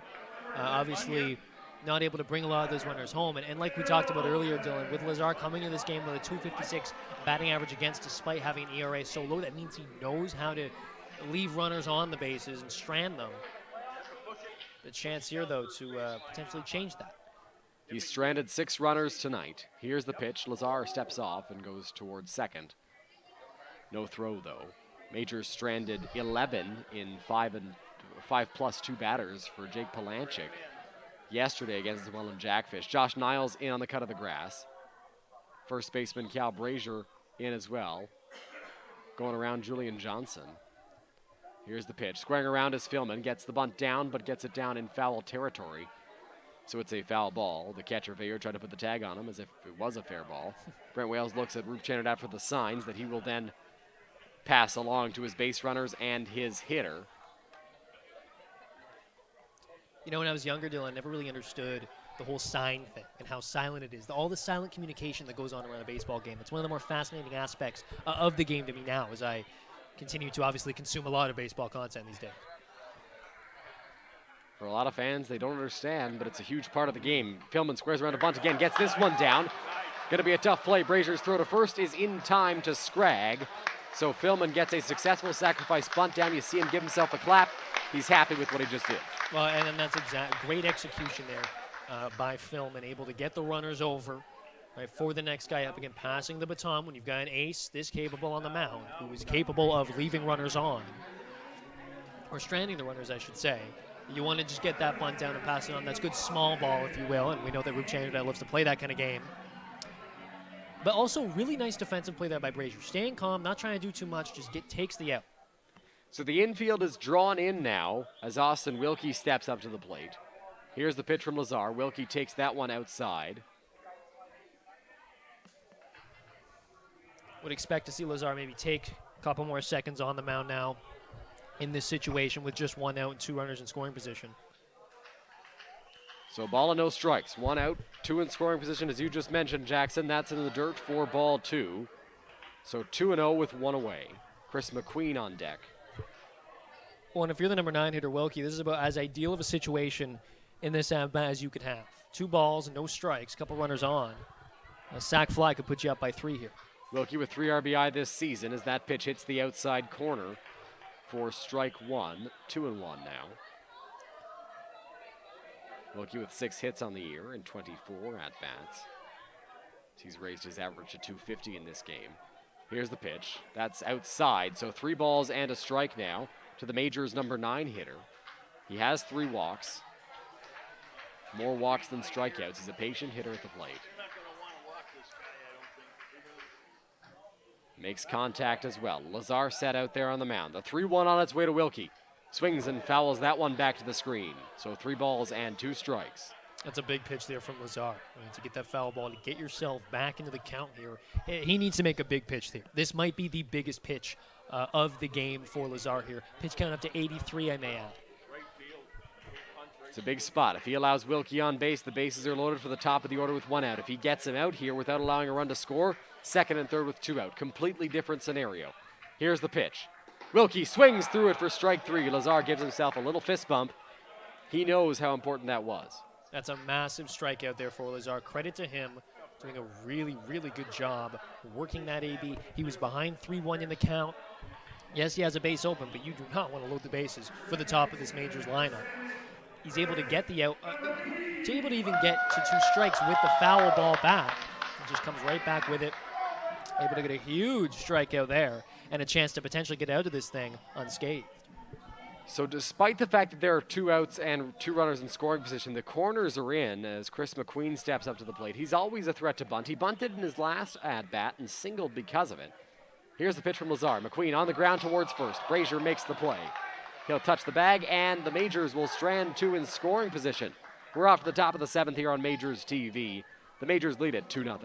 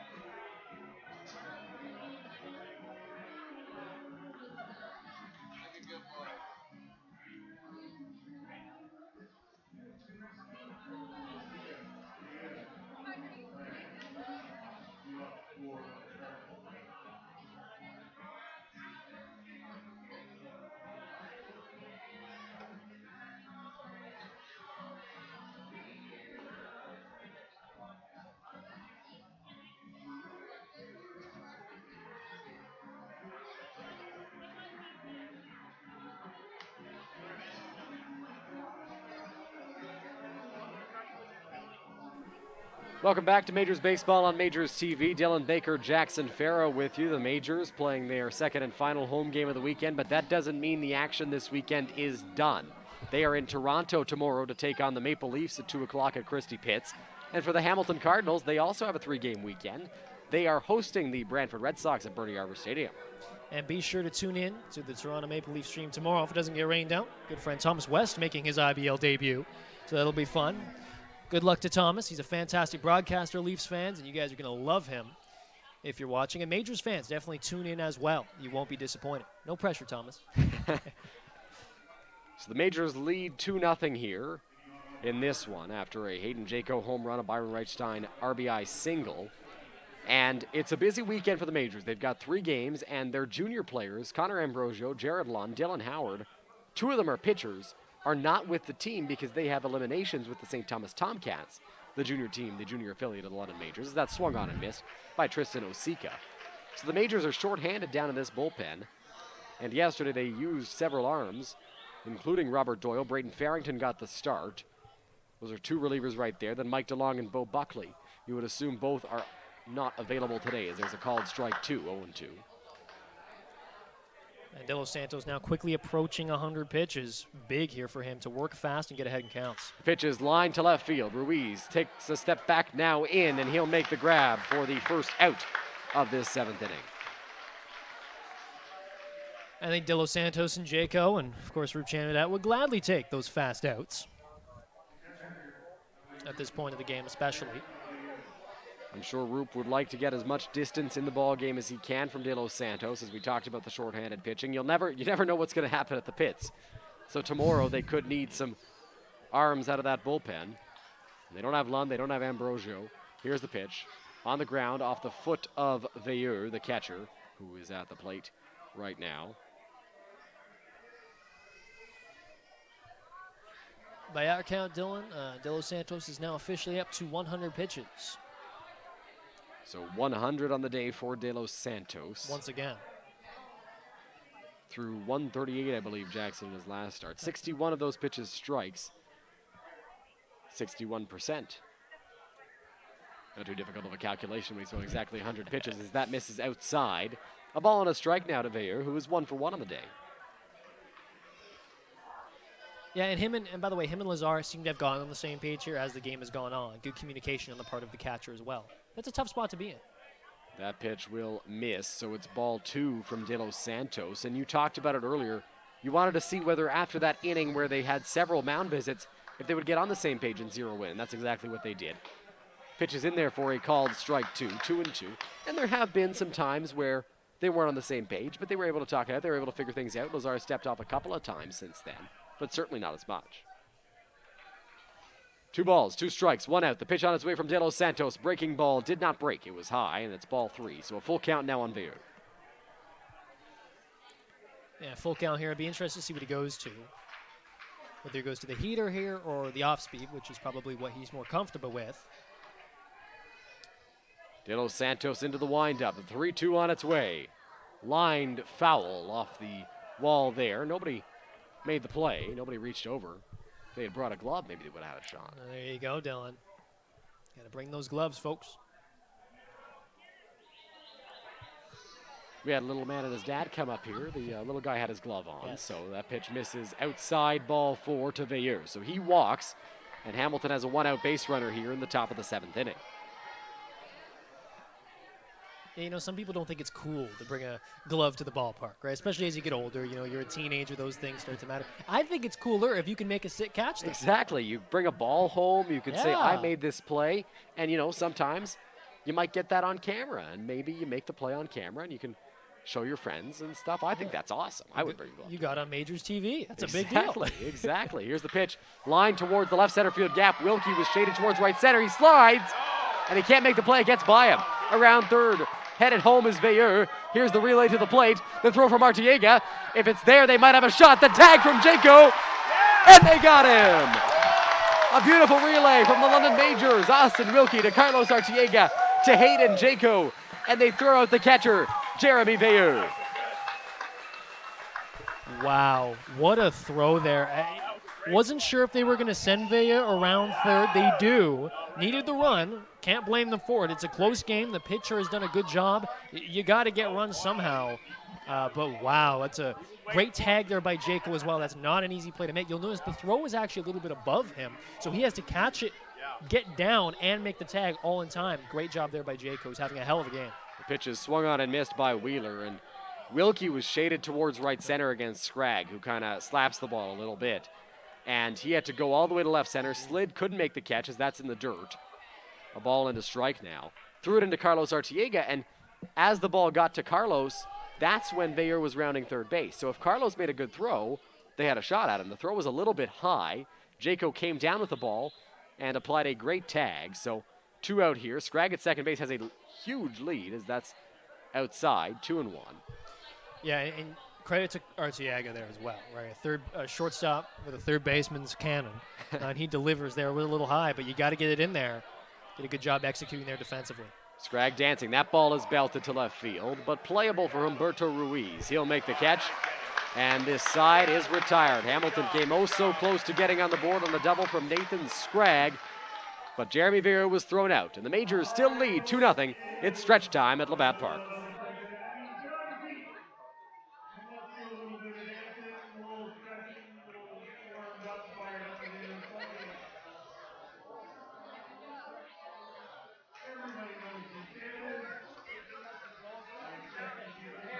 I think we should bring that back.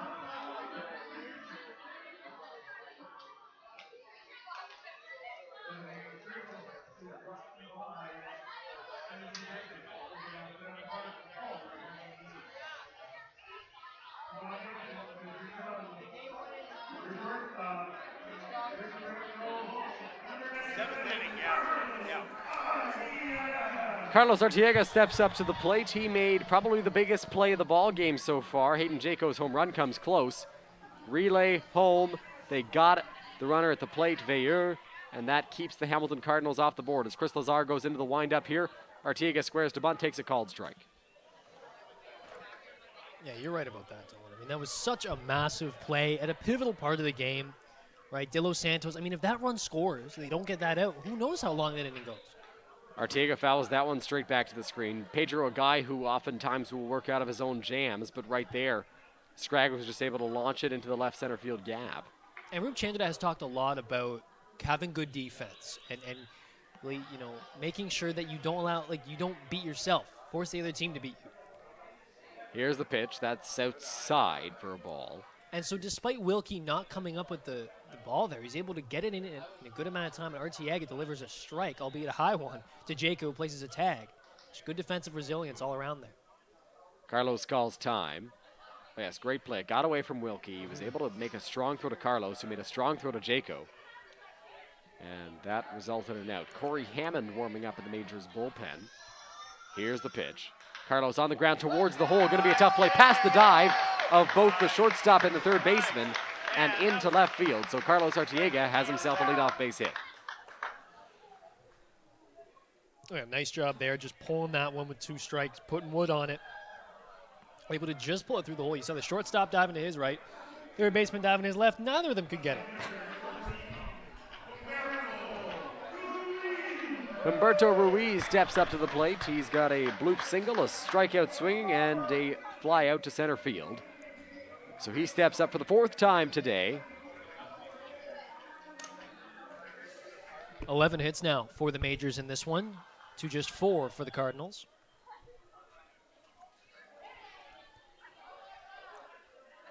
Here's the pitch. Ruiz on the ground towards short. They've got a shot at 2. Osika boots the ball. Wow. It took a hop and it got away from him. So that's going to result in 2 runners being aboard with nobody out.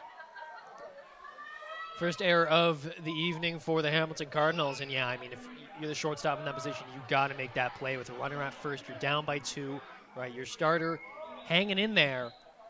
And now, you know, you've got the heart of the order coming up. And just not an ideal situation. Let's see what this mound visit amounts to. There is an arm up in the Hamilton Cardinals bullpen. We'll try to get you who that is momentarily. Looks like Lazar is just getting a chat here, and possibly the infield as well. That's Spencer Bach warming up in the bullpen, I believe, for the Hamilton Cardinals. Bach, a former London Major, spent 2019 with the Majors. Pitched in just 3 games, I believe. 3 games, allowed 3 earned runs and 2 1/3 innings.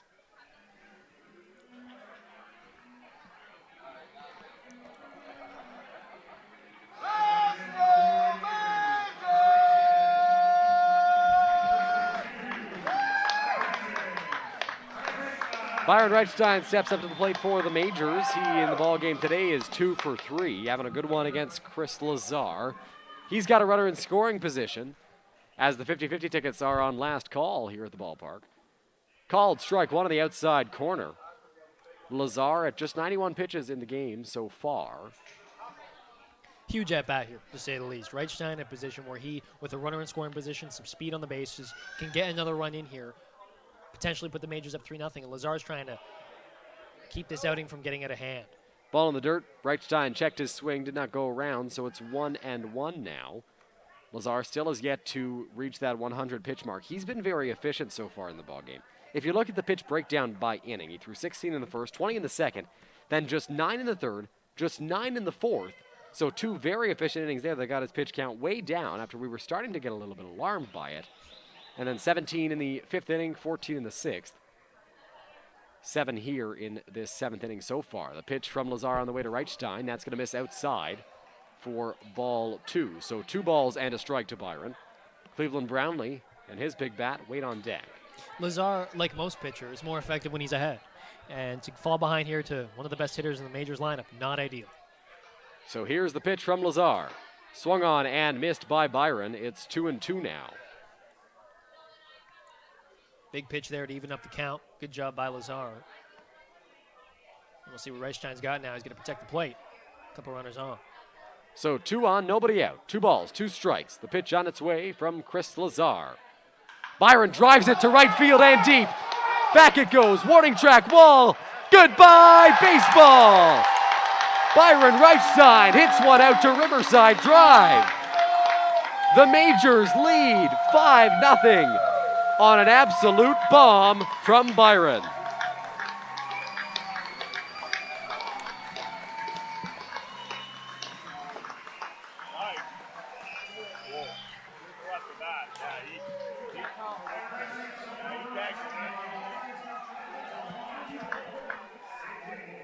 So Byron, we talked about it, he's the only Major to have a home run besides Hayden Jayco now against Chris Lazar. He hits another here, and the Majors lead it 5-0. He put a charge in that one. And that one was a little higher than the Jayco home run. But Reichstein to his pull side, so much power. Shows it there. Again, lefty on lefty matchup. Gets the pitch he wanted, and he made zero mistake about it, and really kind of opens this one up now. We were talking about how that was a pivotal at-bat for Lazar. If he can, be able to control this inning and control his outing here. Now, 5-0. Big difference from 2-0. Clearly, as Reichstein really opened this one up for the Majors. So Cleveland Brownlee took called strike 1 on the knees at the outside corner. Lazar steps off now after Brownlee had called time. He wants a new set of signs from Veilleux. Hammond continues to loosen up in the bullpen. Now that there's a 5-run cushion, you wonder if maybe that's when he comes into the ballgame, although Pedro De Los Santos has thrown a lot of pitches before. Cleveland on the ground towards shortstop. Niles charges in, makes the play, throws it over to first in time as Brazier makes the grab, and that'll be the first out of this bottom of the 7th inning. And major credit here to the Majors, no pun intended, as you know they've been able to put up 12 hits and 5 runs now with that Reichstein missile to right field. And easily the toughest outing that Lazar has had this season now with the 5 runs allowed. And I think he'll rebound really well. Obviously, I don't think this is necessarily indicative of more things to come, but this Majors lineup, it just goes to show again, like even when Cleveland Brownlee isn't necessarily firing on all cylinders, other guys are. The Majors have had production from all parts of their lineup today. Hayden Jayco steps into the box against Lazar. Again, he hits that one high in the air. Shallow left field. Shortstop and left field are converging, and it's Burnside, the left fielder, who will make the play on a high pop-up into shallow left field for the Majors catcher.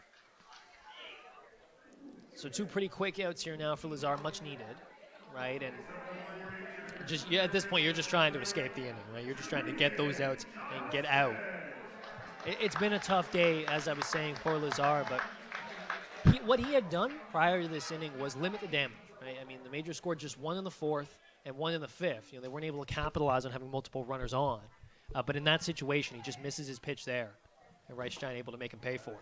Off-speed pitch there from Lazar, and Johnson checked his swing. It was a called strike, nonetheless, from the home plate umpire, although it did look like Johnson went around. Lazar into the windup. Here's the 0-1. Outside. 1 ball and 1 strike now as Lazar touches 100 pitches today. Johnson ready in the box. Lazar ready out there on the mound. Into the windup. Here's the pitch. Johnson checked his swing. Did he go? First base umpire says no, he did not. Somebody honked the horn of their car as that pitch was coming in. I was wondering if that would mess with Johnson. He did not go after that pitch away.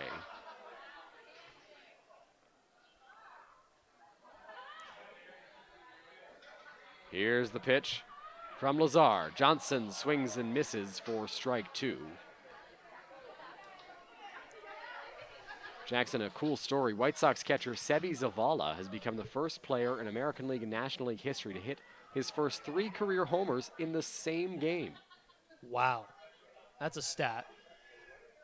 That's unreal.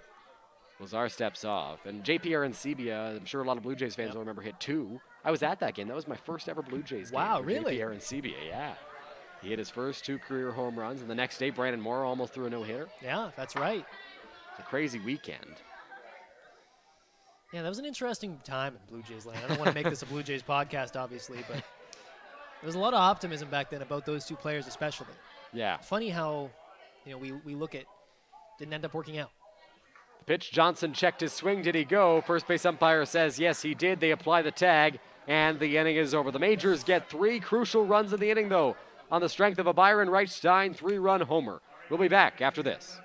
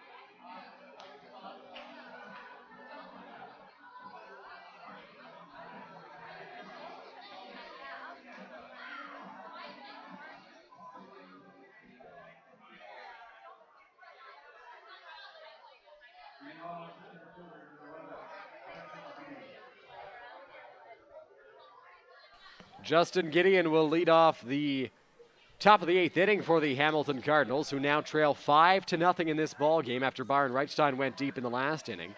That pitch is in the dirt for ball 1 to Gideon. Gideon, the nice guy that he is, tried to help Jayco scoop up that ball after it bounced in the dirt. Pitch from De Los Santos, ball 2. So 2 balls and no strikes now to the Hamilton center fielder. De Los Santos at 113 pitches in this ball game. Here's the offering, the 2-0 in the dirt.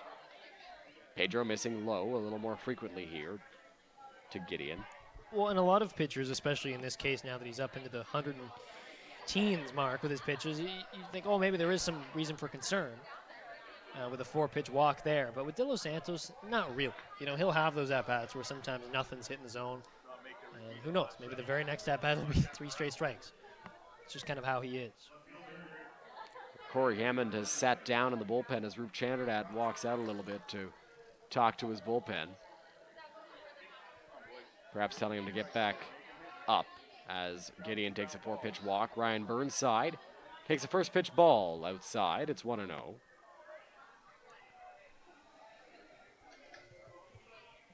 And one thing that home run does, the Reichstein one that put them up 5-0 here, the Majors, it gives De Los Santos a little more breathing room.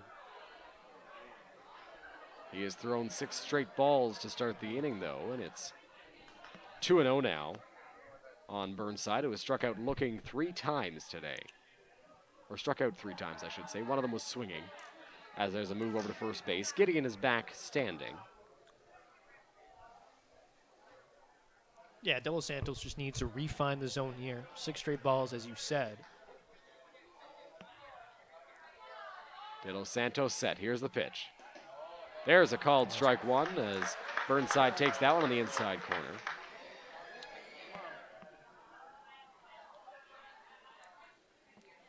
De Los Santos takes a peek over at first. The 2-1 on its way. Swung on and missed on a good breaking ball from Pedro. And it's 2-2. Yeah, nice job there by De Los Santos. After getting behind in the count 2-0, comes back with 2 strikes, 1 looking and 1 swinging. Let's see what he does here. Here's the 2-2. Burnside on the ground off the foot of Pedro. He's going to scoop it up, bobble it, throw to first in time as Burnside takes a fall past first base. Hope he's all right. Was hit hard off the foot of De Los Santos. I didn't think they were going to get that out at first, Dylan, especially because if you notice there too, De Los Santos, after it hit his foot, he actually bobbled it while trying to pick it up. Still able to get the first credit to him. And looks like he's checking out that foot here. I wouldn't be shocked if the Majors take him out in this situation. Hammond has been throwing in the bullpen. I know Pedro will want to finish this game, but you wonder when Hammond comes in, if Hammond comes in, and if Pedro does have some discomfort in the foot. Roop Chanderdat may not waste any more time. And Pedro, he wants to stay in. He wants to at least finish this inning. He's got 1 out and a runner at second base. He saved a base hit for his team as that was going straight back up the middle, and he was able to get it off his foot. He'll throw a little bit here just to make sure he's all right at 120 pitches.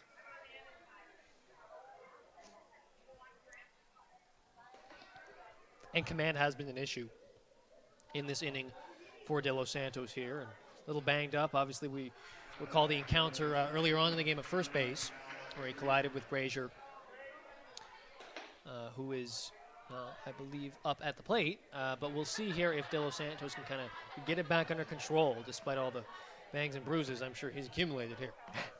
So Cal Brazier steps up, as you mentioned, Jackson. He is 0 for 3. He's reached on both Majors' errors in the ball game.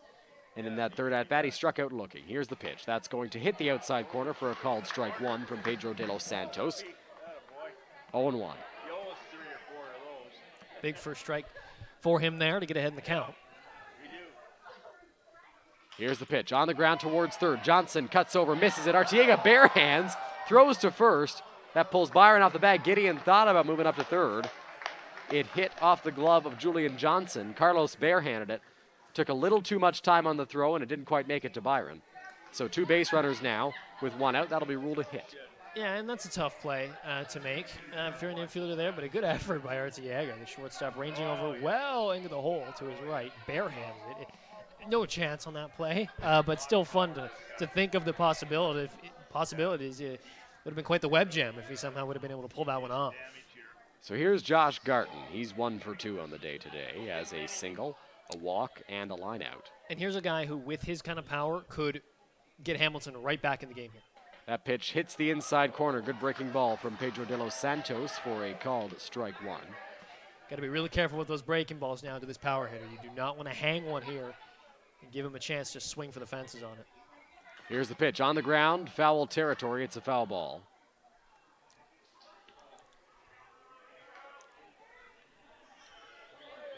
And now 0-2. I mean, the one thing, too, De Los Santos does throw a lot of pitches, especially with 2 strikes, when he's trying to get the pitch well out of the zone, trying to get the hitter to chase, often in the dirt. So Jayco here, very important for him to protect.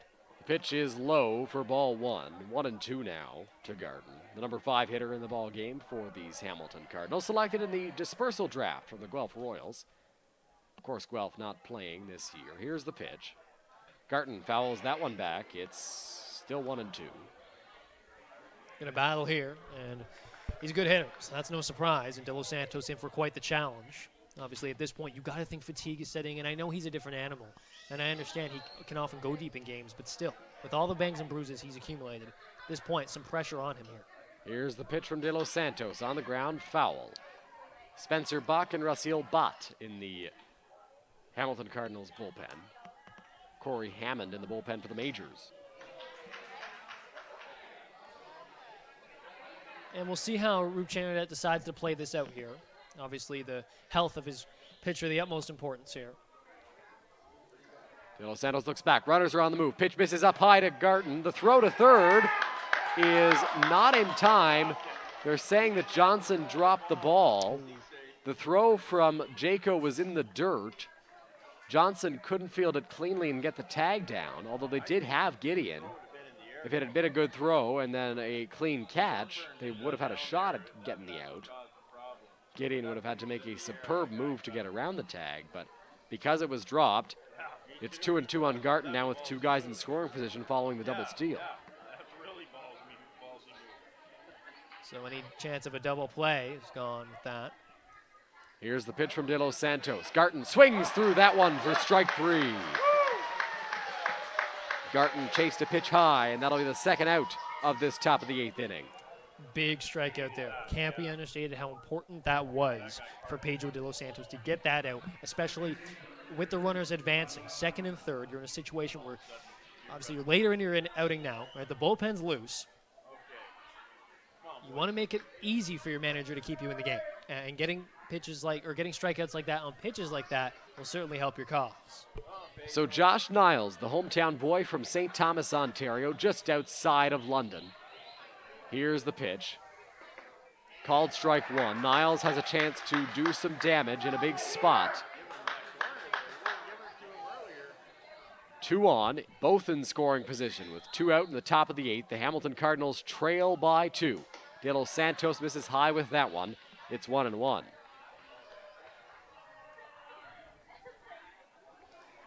Yeah, Niles, the hometown guy, lots of emotions, I'd imagine, in this one. A ball and a strike from De Los Santos. The pitch on its way. Niles swings through a breaking ball, and it's 1-2. Still getting whiffs, still getting swings and misses, even 130-plus pitches into this outing. Tremendous stuff from Pedro De Los Santos here. So a ball and 2 strikes. 2 outs in the top of the 8th inning. 2 on, both in scoring position. The pitch from De Los Santos. On the ground, foul.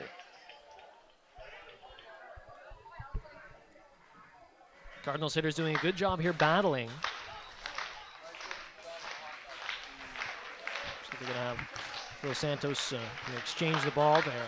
Take an extra second while he can. Got to be a little tired, you think, at this point? You would think so. I mean, with the amount of pitches that he's thrown.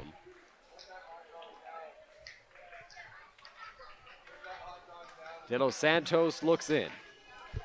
Getting the sign from Hayden Jayco. A ball and 2 strikes, 2 outs, 2 runners in scoring position. The pitch on its way, outside corner called, strike 3. Pedro De Los Santos, through 8 scoreless innings, sets down the Hamilton Cardinals once more. The Majors lead at 5-0 as we head to the bottom of the 8th.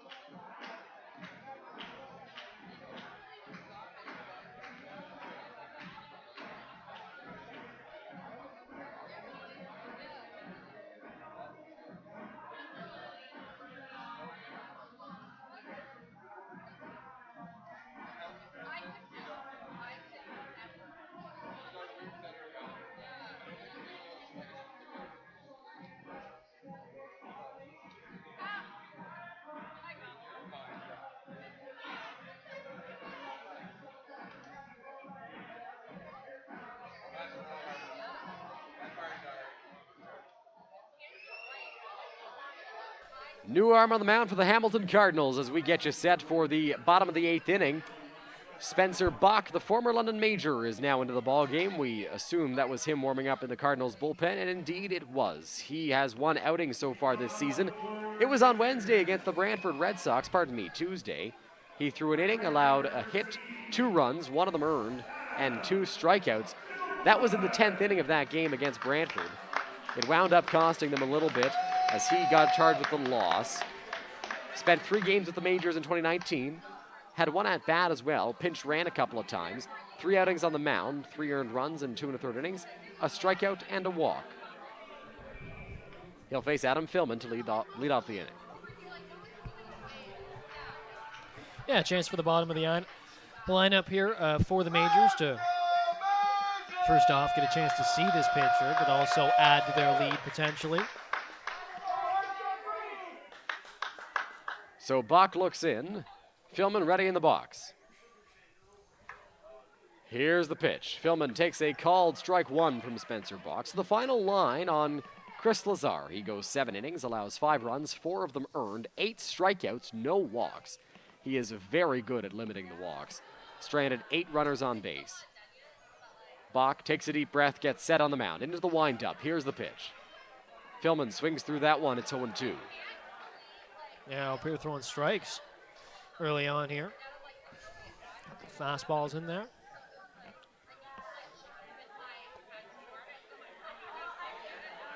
So no balls and 2 strikes to Philman, the Majors' right fielder in the ball game. He's set out there on the mound. Here's the pitch. Philman takes a breaking ball inside for ball 1. Tried to get it onto the inside corner and just missed it. It's a ball and 2 strikes. Just going to say, Dylan, that pitch did not miss by much. Close to getting into the strike zone, but didn't quite have it. So Bach looks in for the sign from Jeremy Bayer, the catcher. Now comes set out there on the mound. Takes a deep breath. He's ready to go against Philman. Into the windup. Here's the pitch. In the air on the infield, just past it. Scragg into shallow right. He'll make the catch, and that will be the first out of the bottom of the 8th inning.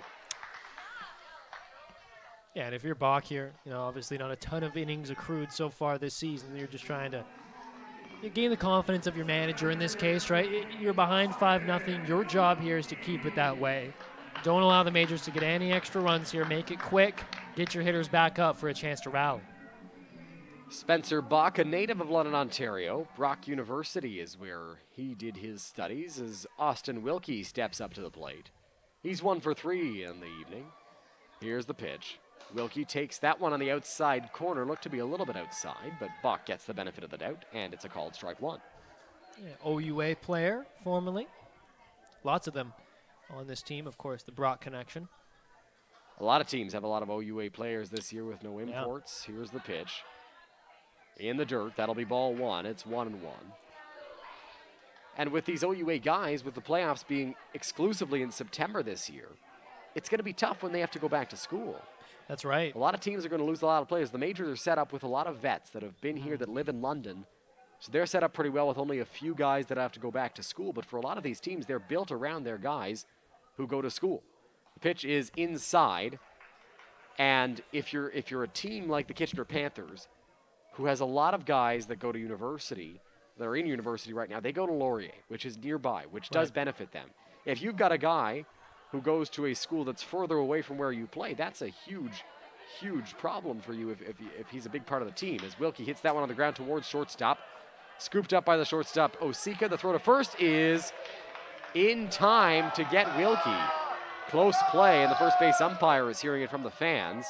Osika had to throw on the run, and he gets Wilkie for the second out. Yeah, certainly a close play there. But Hamilton doing a good job of getting that out. And quickly 2 away here now. And as you said, Dylan, that is really interesting. And you wonder, too, if that factored into some of the recruiting this year. Right? Maybe if, for example, Kitchener was looking more, look at Stephen Whalen, for example, a guy who had graduated from Waterloo. You wonder if there's more, of course, he's not going back. But a situation like that, guys from Waterloo, or who go, or in London's case, Western. Or Fanshawe, perhaps even not the OUA, but still. The Majors have a veteran-laden roster that they're hopeful will stick around in bulk in the playoffs. They may lose a few guys, but certainly not as much as other teams will. And imports could change that as well. Maybe they take some roster spots with some of the college guys as that pitch is in the dirt to Chris McQueen. It's ball one. 1-0. It'll certainly be interesting to see how that kind of unfolds, right? We had talked about earlier about the border and all those things. And yeah, it does sort of the imports joining some of the rosters offset some of the loss of the OUA players. Once they're here until the end of the season in most cases, unless somebody has to depart. Here's the 1-0. McQueen on the ground towards second base. Going to be a tough play for Scragg. On a slide. Throw to first is way high and towards the Hamilton Cardinals dugout. McQueen has no thoughts of moving up to second base. He'll take his base there. We'll see the scoring. It was going to be a close play with McQueen's speed, although Scragg did throw it well high. Yeah, it's going to be a close one, depending on how they call it. But regardless, that's just a good job there by McQueen. Reaching, and it looks like it will be ruled a hit. Majors with their 13th hit of the ball game there. Yeah, they've been doing a great job just putting the bat to ball all night, getting consistent contact, and again, throughout the game, right? It's not like they've been doing all their work in 1 inning or 2, right? They've obviously the Reichstein home run really opened things up, but they were putting pressure on the pitcher Lazar earlier on in the game as well. Here's the pitch to Carlos Artiega. It's a ball in the dirt. Artiega holds his runner Chris McQueen at first base.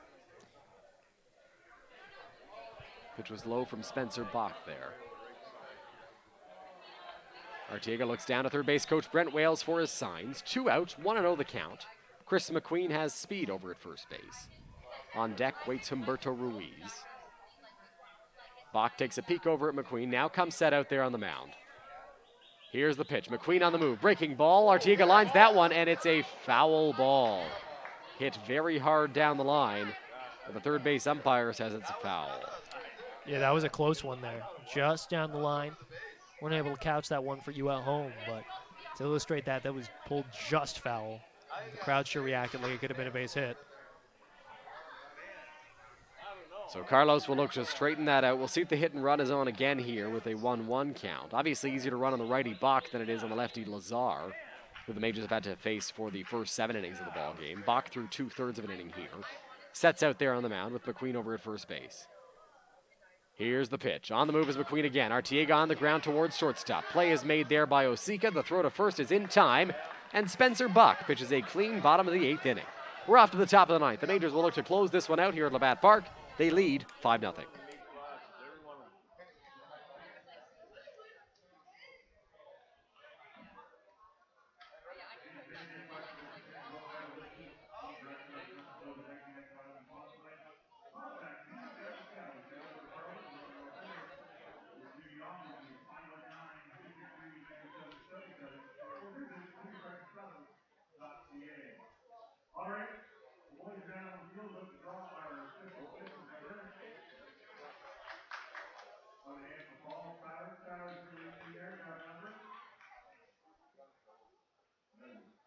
Translating number 336982. Translating number 336982. Congratulations. Here we go. Here's Baker Jackson Farough for Lane or Run.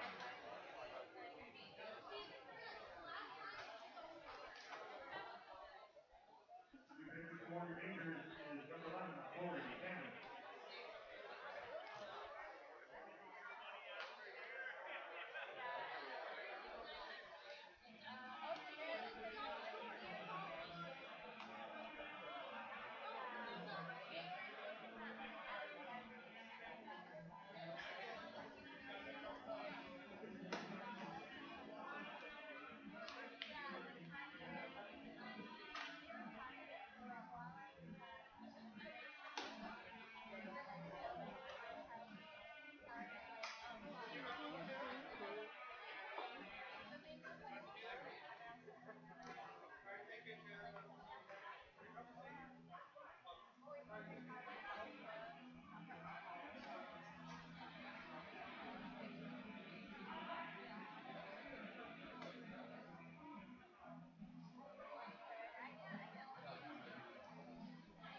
Top of the ninth inning, a new arm out there on the mound looking to take this game home. It's Corey Hammond for the London Majors. Hammond has spent a lot of time with the Majors, 65 career games, 45 of them starts, 17-12 with a 4.33 ERA, 291 innings in the IBL, 188 strikeouts to 159 walks.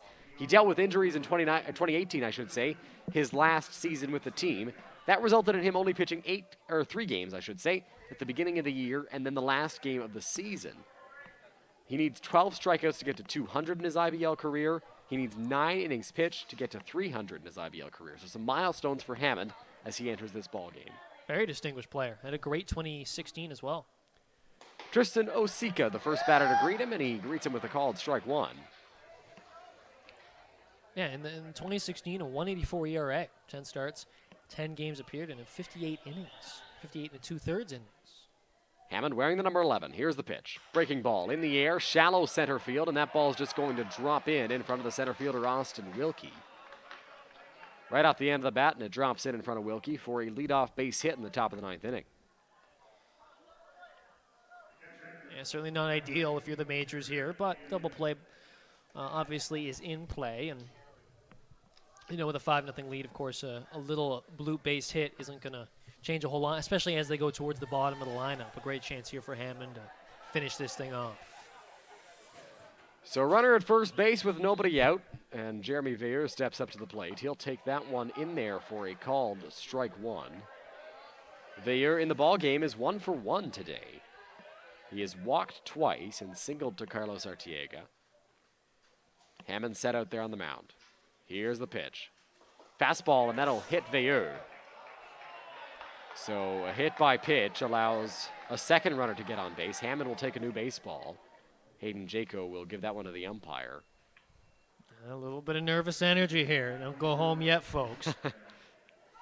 2 runners on now for the Hamilton Cardinals. Nathan Scragg steps up to the plate.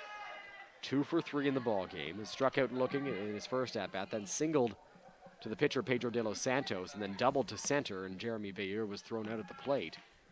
Here's the pitch from Hammond. Great breaking ball, but broke too much, and that's outside. It's 1-0. Hammond sets out there on the mound. First and second, the pitch. Fastball on the ground, foul. Hammond throws a little bit harder than De Los Santos does like that breaking ball as well. He's thrown it a couple of times so far in this outing. First outing of the season for Hammond as Hayden Jayco will jog out and talk to his pitcher. Yeah, just making sure they're on the same page here. Of course, Hammond hasn't pitched this season, and so you just want to make sure that you know what you're throwing. You kind of know the signs. You get it all organized here, especially in this situation with a couple runners on. Rup Chanardad taking a few steps out of the dugout, and now the trainer is coming out. That's not a good sign, as the trainer has come out to check on Corey Hammond on the mound. And with the injuries he dealt with in 2018, this is the last thing you want to see if you're the Majors.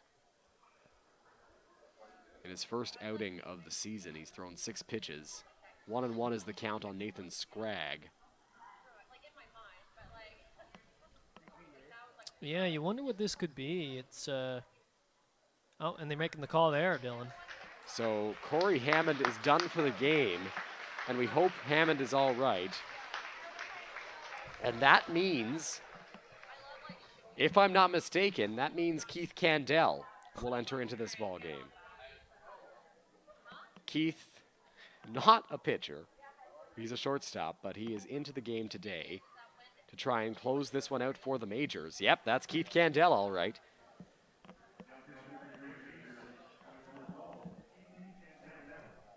So the fans, after a moment of surprise, just to take in the fact that Keith Candell is coming in to pitch. Obviously not under the circumstances I'm sure he would have liked. He wants his teammate Corey Hammond to be okay. And this is very interesting, Dylan. Sorry to cut you off. Now the shortstop is coming in to close out. Well, the backup short. Well, no, the starting shortstop is coming. Who has the night off is coming in to close. Not necessarily get a save or anything, but is coming in the 9th inning with a couple runners on. We talked about the fact that the Majors are shorthanded in their pitching because of the junior team, the St. Thomas Tomcats, playing some big games. Keith Candell was sitting out this game for this purpose. If there was an emergency and they needed a pitcher, with Farrington going yesterday, throwing nearly 100 pitches, Robert Doyle in his first outing throwing 30, 40 pitches, so he was done. Mike DeLong throwing 30 pitches, and Bo Buckley throwing 20 pitches. If there was an emergency pitching situation, Keith Candell was going to be the guy called upon, and that's why Roop Chanardek kept him out of the lineup. He didn't want to lose the DH if it came to that. So Keith will get his first action of the year, and we'll check to see whether this is the first time Keith Candell has ever pitched in his IBL career. Because Jackson, I've got a strange feeling it might be. I was doing a little digging. I think it might be the case. Don't want to say for certain, but I couldn't find a whole lot of innings pitched for Candell, so this should be quite something, to say the least. Now, of course, he inherits a 1-1 count, and in the top of the lineup, of course, looming here. So this is not an easy task for Candell to step into here for his IBL, potentially IBL pitching debut. It is his IBL pitching debut. No record of Keith Candell pitching in the IBL before today. He's got a 1-1 count. He's got 2 runners on base. And Nathan Scragg comes up to the plate. Scragg is 2 for 3 in the ball game. Candell is a fun guy, and I am sure, in knowing Keith and talking to Keith, he is excited to be out there on this Labatt Park mound. Now it's down to business. 2 on, nobody out. Candell takes a peek back at second. Here's the first pitch. It's a breaking ball because, of course, it is. First pitch the shortstop throws in the IBL is a breaker, and it's ball 2 to Scragg. Of course, he inherited a 1-1 count.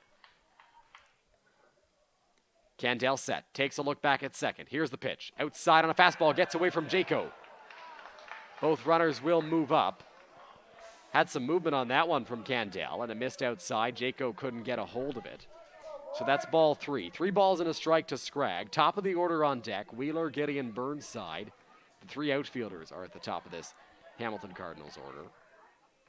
You ever want to hear a crowd completely lose its mojo here, its sense of confidence? There's a lot of nervous energy in the park right now in this situation. Here's the pitch, popped up, foul territory, that will get out of play. Bounces behind us, Jackson, on our roof here in the press box. Wasn't too loud of a bang, didn't scare either of us, thankfully. I've got a track record, you now have a track record as well. Here's the pitch. Line drive into right center field, that ball's gonna get down, nobody's gonna get there. Philman and Wilkie after it. Philman will pick it up, 1 run will score. A 2nd run will come in as well. The throw into second is not in time. It's a double for Nathan Scragg. And the Hamilton Cardinals are on the board. They make it interesting. It's 5-2. Well, well, well. Some suspense here to round out our Saturday evening, to say the least. Listen, Dylan, now you've got another runner in scoring position here. Keith Candell, still nobody out. Of course, he inherited those 2 runners, but this is a situation here where you would want to lean on your pitching experience. You would want to lean on some of the things that have kind of gotten you to this point. In this situation, Candell doesn't have that. Here's the pitch, breaking ball called. Strike 1 from Keith Candell. He drops it in on Wheeler. Needed that one there to get ahead of the leadoff hitter. Back up to the top of the Hamilton lineup here. So no balls and a strike. Candell takes a peek back at Scragg at second. Here's the pitch, fastball, swing and a miss. from Wheeler, who was 0 for 4 tonight. Robert Doyle throwing in the bullpen just in case. Tell you what, that fastball's got some movement. It does. And that's the pitch that got away from Hayden Jayco. I don't think he was quite ready for that. 0-2. Cantel takes a look back at second. Time called by the batter, Austin Wheeler. Didn't like the time that Cantel was taking to throw that pitch. You know, you want drama, you want theatrics. You got to watch some IBL baseball. This is unreal. Strikeout there. Pitch, and that's a strikeout for Keith Candell. Oh my. Keith Candell comes in, gives up a double, and then gets a strikeout of Austin Wheeler. Wow. This is unbelievable. Good for Keith. They want that baseball, I Yeah, believe. you gotta. It's his first IBL strikeout. That one's going on the mantle, that's for sure. What a moment here. Facing now the number 2 hitter in this lineup. Here's the pitch from Candell. Gideon takes a called strike 1. Wow.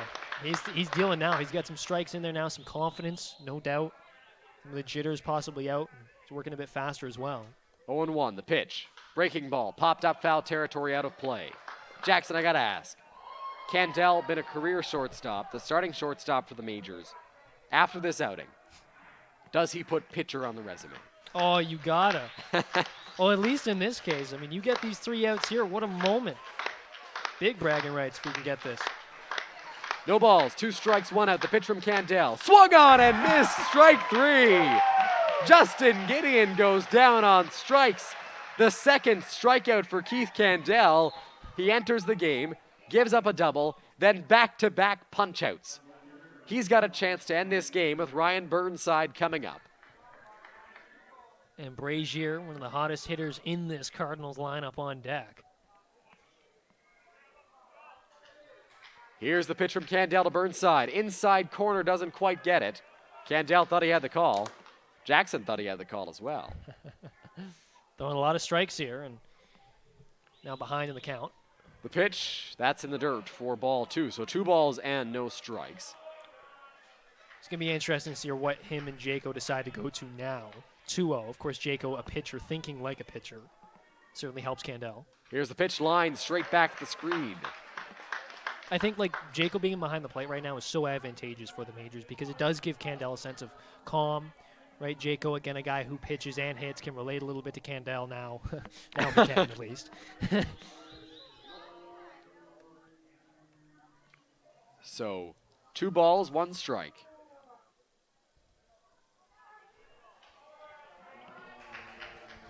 Two out.